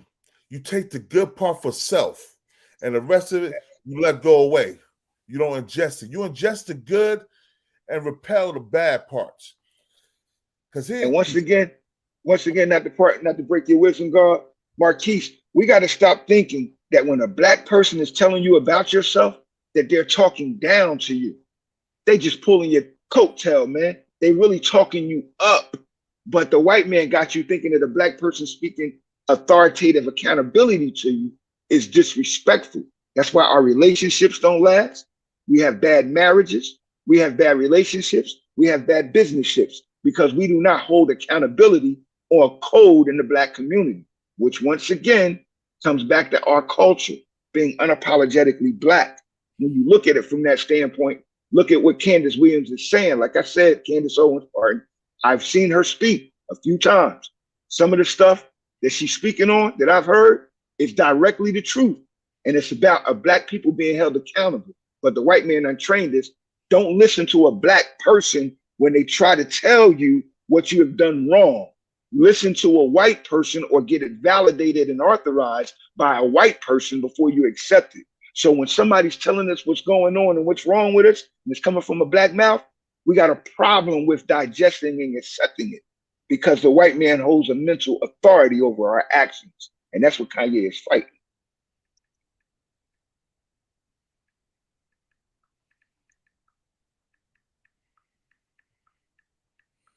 Candace Williams conducted that investigation on Netflix, right?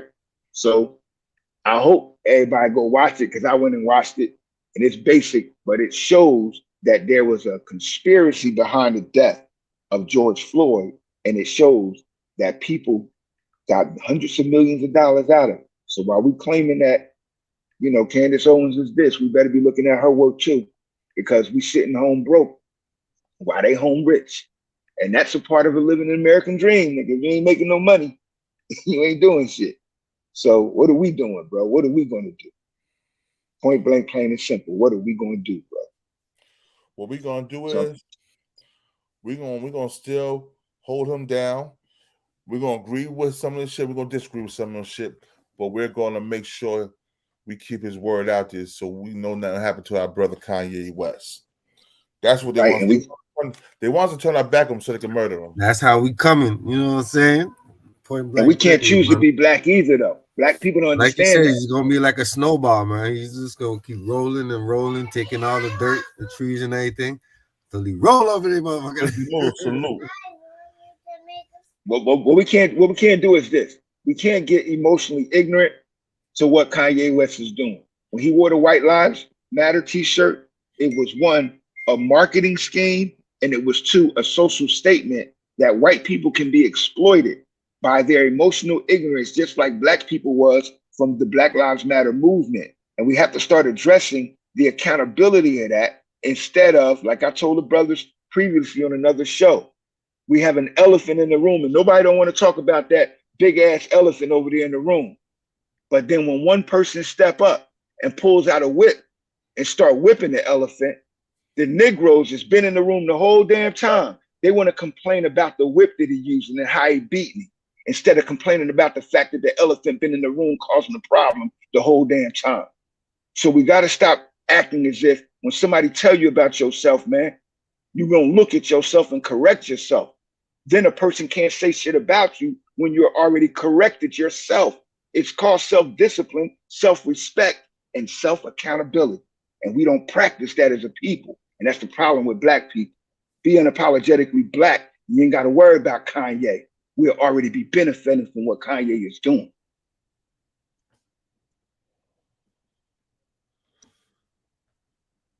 Yo, hold up. Yo, okay, Rose, what have you done for your community and children in your community? That's what Magnificent Mecca, a.k.a. Boss Victim, said. That's a question to the panel? That's a question to Rose. Oh, true indeed.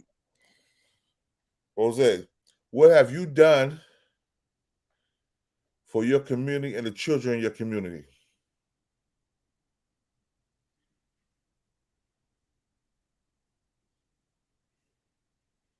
She said, we in the BX speaking to our youth and go to school. Go to school doing what? Huh? I know you're speaking to the youth with that vocabulary, sister. Upon herself. Well, how old is the sister? She's speaking to the youth. She old enough to know. She look old. She look about her age, bro. It's like she about her 40s. Hey, Marquise, when you understand the story of Jesus, then we can talk about the second coming of Jesus. Because Jesus and Kanye got the same enemies right now. Yeah. See? Yeah, now look at that. If you know anything about Jesus, you'll recognize what it is. Satan, Iblis. The problem with us is that we don't have a structured culture to produce a productive mindset. So we're just consumers and not producers, which makes us slaves of a mental deafened rhythm. And we're following that, bro. She's a 62 OG. She's a 62 OG. I'm a 62 OG. Old grandma? Okay. She's 62 OG? Yeah, old okay. Grandma. Well, that's a blessing, my sister. Yeah, definitely is. And speaking of children in school, that's a start to our foundation, because if we don't teach the seeds or develop the babies, then we're only headed for a future that's reminiscent of the reality that we live in now. So speaking to the children is important, but we got to make sure we saying the right things when we're speaking to the children. Yeah, brothers. Yo, well, y'all know what time it is for me. I appreciate everybody for coming out. I got to be on that Justice Cypher Born in a few hours. You already know. Yo, this is a great So build, indeed. guys. It was a great build. I appreciate y'all, yo. Yo, before I go, I gotta my boy Chris down real quick, man. You know how we do. You know how we do. You already know. Peace and blessings to the gods and nurse of the universe. Always keep black first, unapologetically black. You already know. Tune into the Mac Missile Show tonight. We're going in again. You already know. Hey, Mac, hit me up though, Mac. You heard? You already know, fam. I'm gonna send y'all the link tonight. Y'all wanna? No doubt. You already know. Yeah, let's put Chris down real quick. Let's throw him out there. Show him how we stand up. Btbtv. Jersey stand bully up. The bullies. No run, no retreat. Yeah. Btbtv. One more time for y'all in the back. Y'all slow ninjas. Rose Butler, you do the same thing, Dwayne. Right. Peace. John Gotti flow, rap Pablo, Escobar status, rap game Corleone. I can show you how you lay back and watch your pockets grow. Stay away from devious women, end up like Papa Smoke. Y'all wake up every day twitching, like yo, I gotta post. I wake up every day mission, it's $1 million notes. Dominoes, bodies drop. That's Chris like Down. Broadway, Chris, New Jersey, Btbtv. I came for everything they said I couldn't have. Got that and then some, and then some. My ones on overload, say y'all overdose. Your rappers in the tight squeeze and that clutch like Cobra rope. The okie doke, we don't go for that. All she wrote, another tale from the street, death and horror flow. The projects like a ghost try and haunt your soul. Another tale from the street, homicide the folks who want to play till them guns scream adios. Another tale from the street, black mafia. So Don Corleone mixed with Al Capone. Another tale from the street, like an opera show. So now that nigga eat pork. To their life, moving curtain closed. Now that nigga eat pork. Supply you wearing Malcolm X hats, 666, the devil on his shoulder, won the death match. Reminiscing when more street ninjas was off the hook, chasing D's up off the block, trying to run and get the force, blood on pavement. He's 12 years old and he tough to play with. He don't go to playgrounds, that's his fiends who want their veins stick. We can't miss. We can hit the talk and put our hands behind our back, our eyes closed and half brainless. Don't play with us. Another tale from the street, death and horror flow. The projects like a ghost trying to haunt your soul. Another tale from the street, homicide the folk who want to play till them guns scream adios. Another tale from the street, black mafia. So Don Corleone mixed with Al Capone. Another tale from the street, like an opera show. These kids be acting till they like movie curtain close. Yeah, Btbtv. If Nas was paying me, I would. Man. Yo, Born. Chris Styles, my bro. Yo, Born, let's get him. He's hotter than Nas. Let's get him. Btbtv, stand up. Kaz, we up in here, man. Yo, man, I appreciate you brothers for coming on the platform. Yo, we're gonna do this again very soon. Same bad time channel, same bad time space. You know what I'm saying? So indeed, peace to the gods and earth. Gods and earths.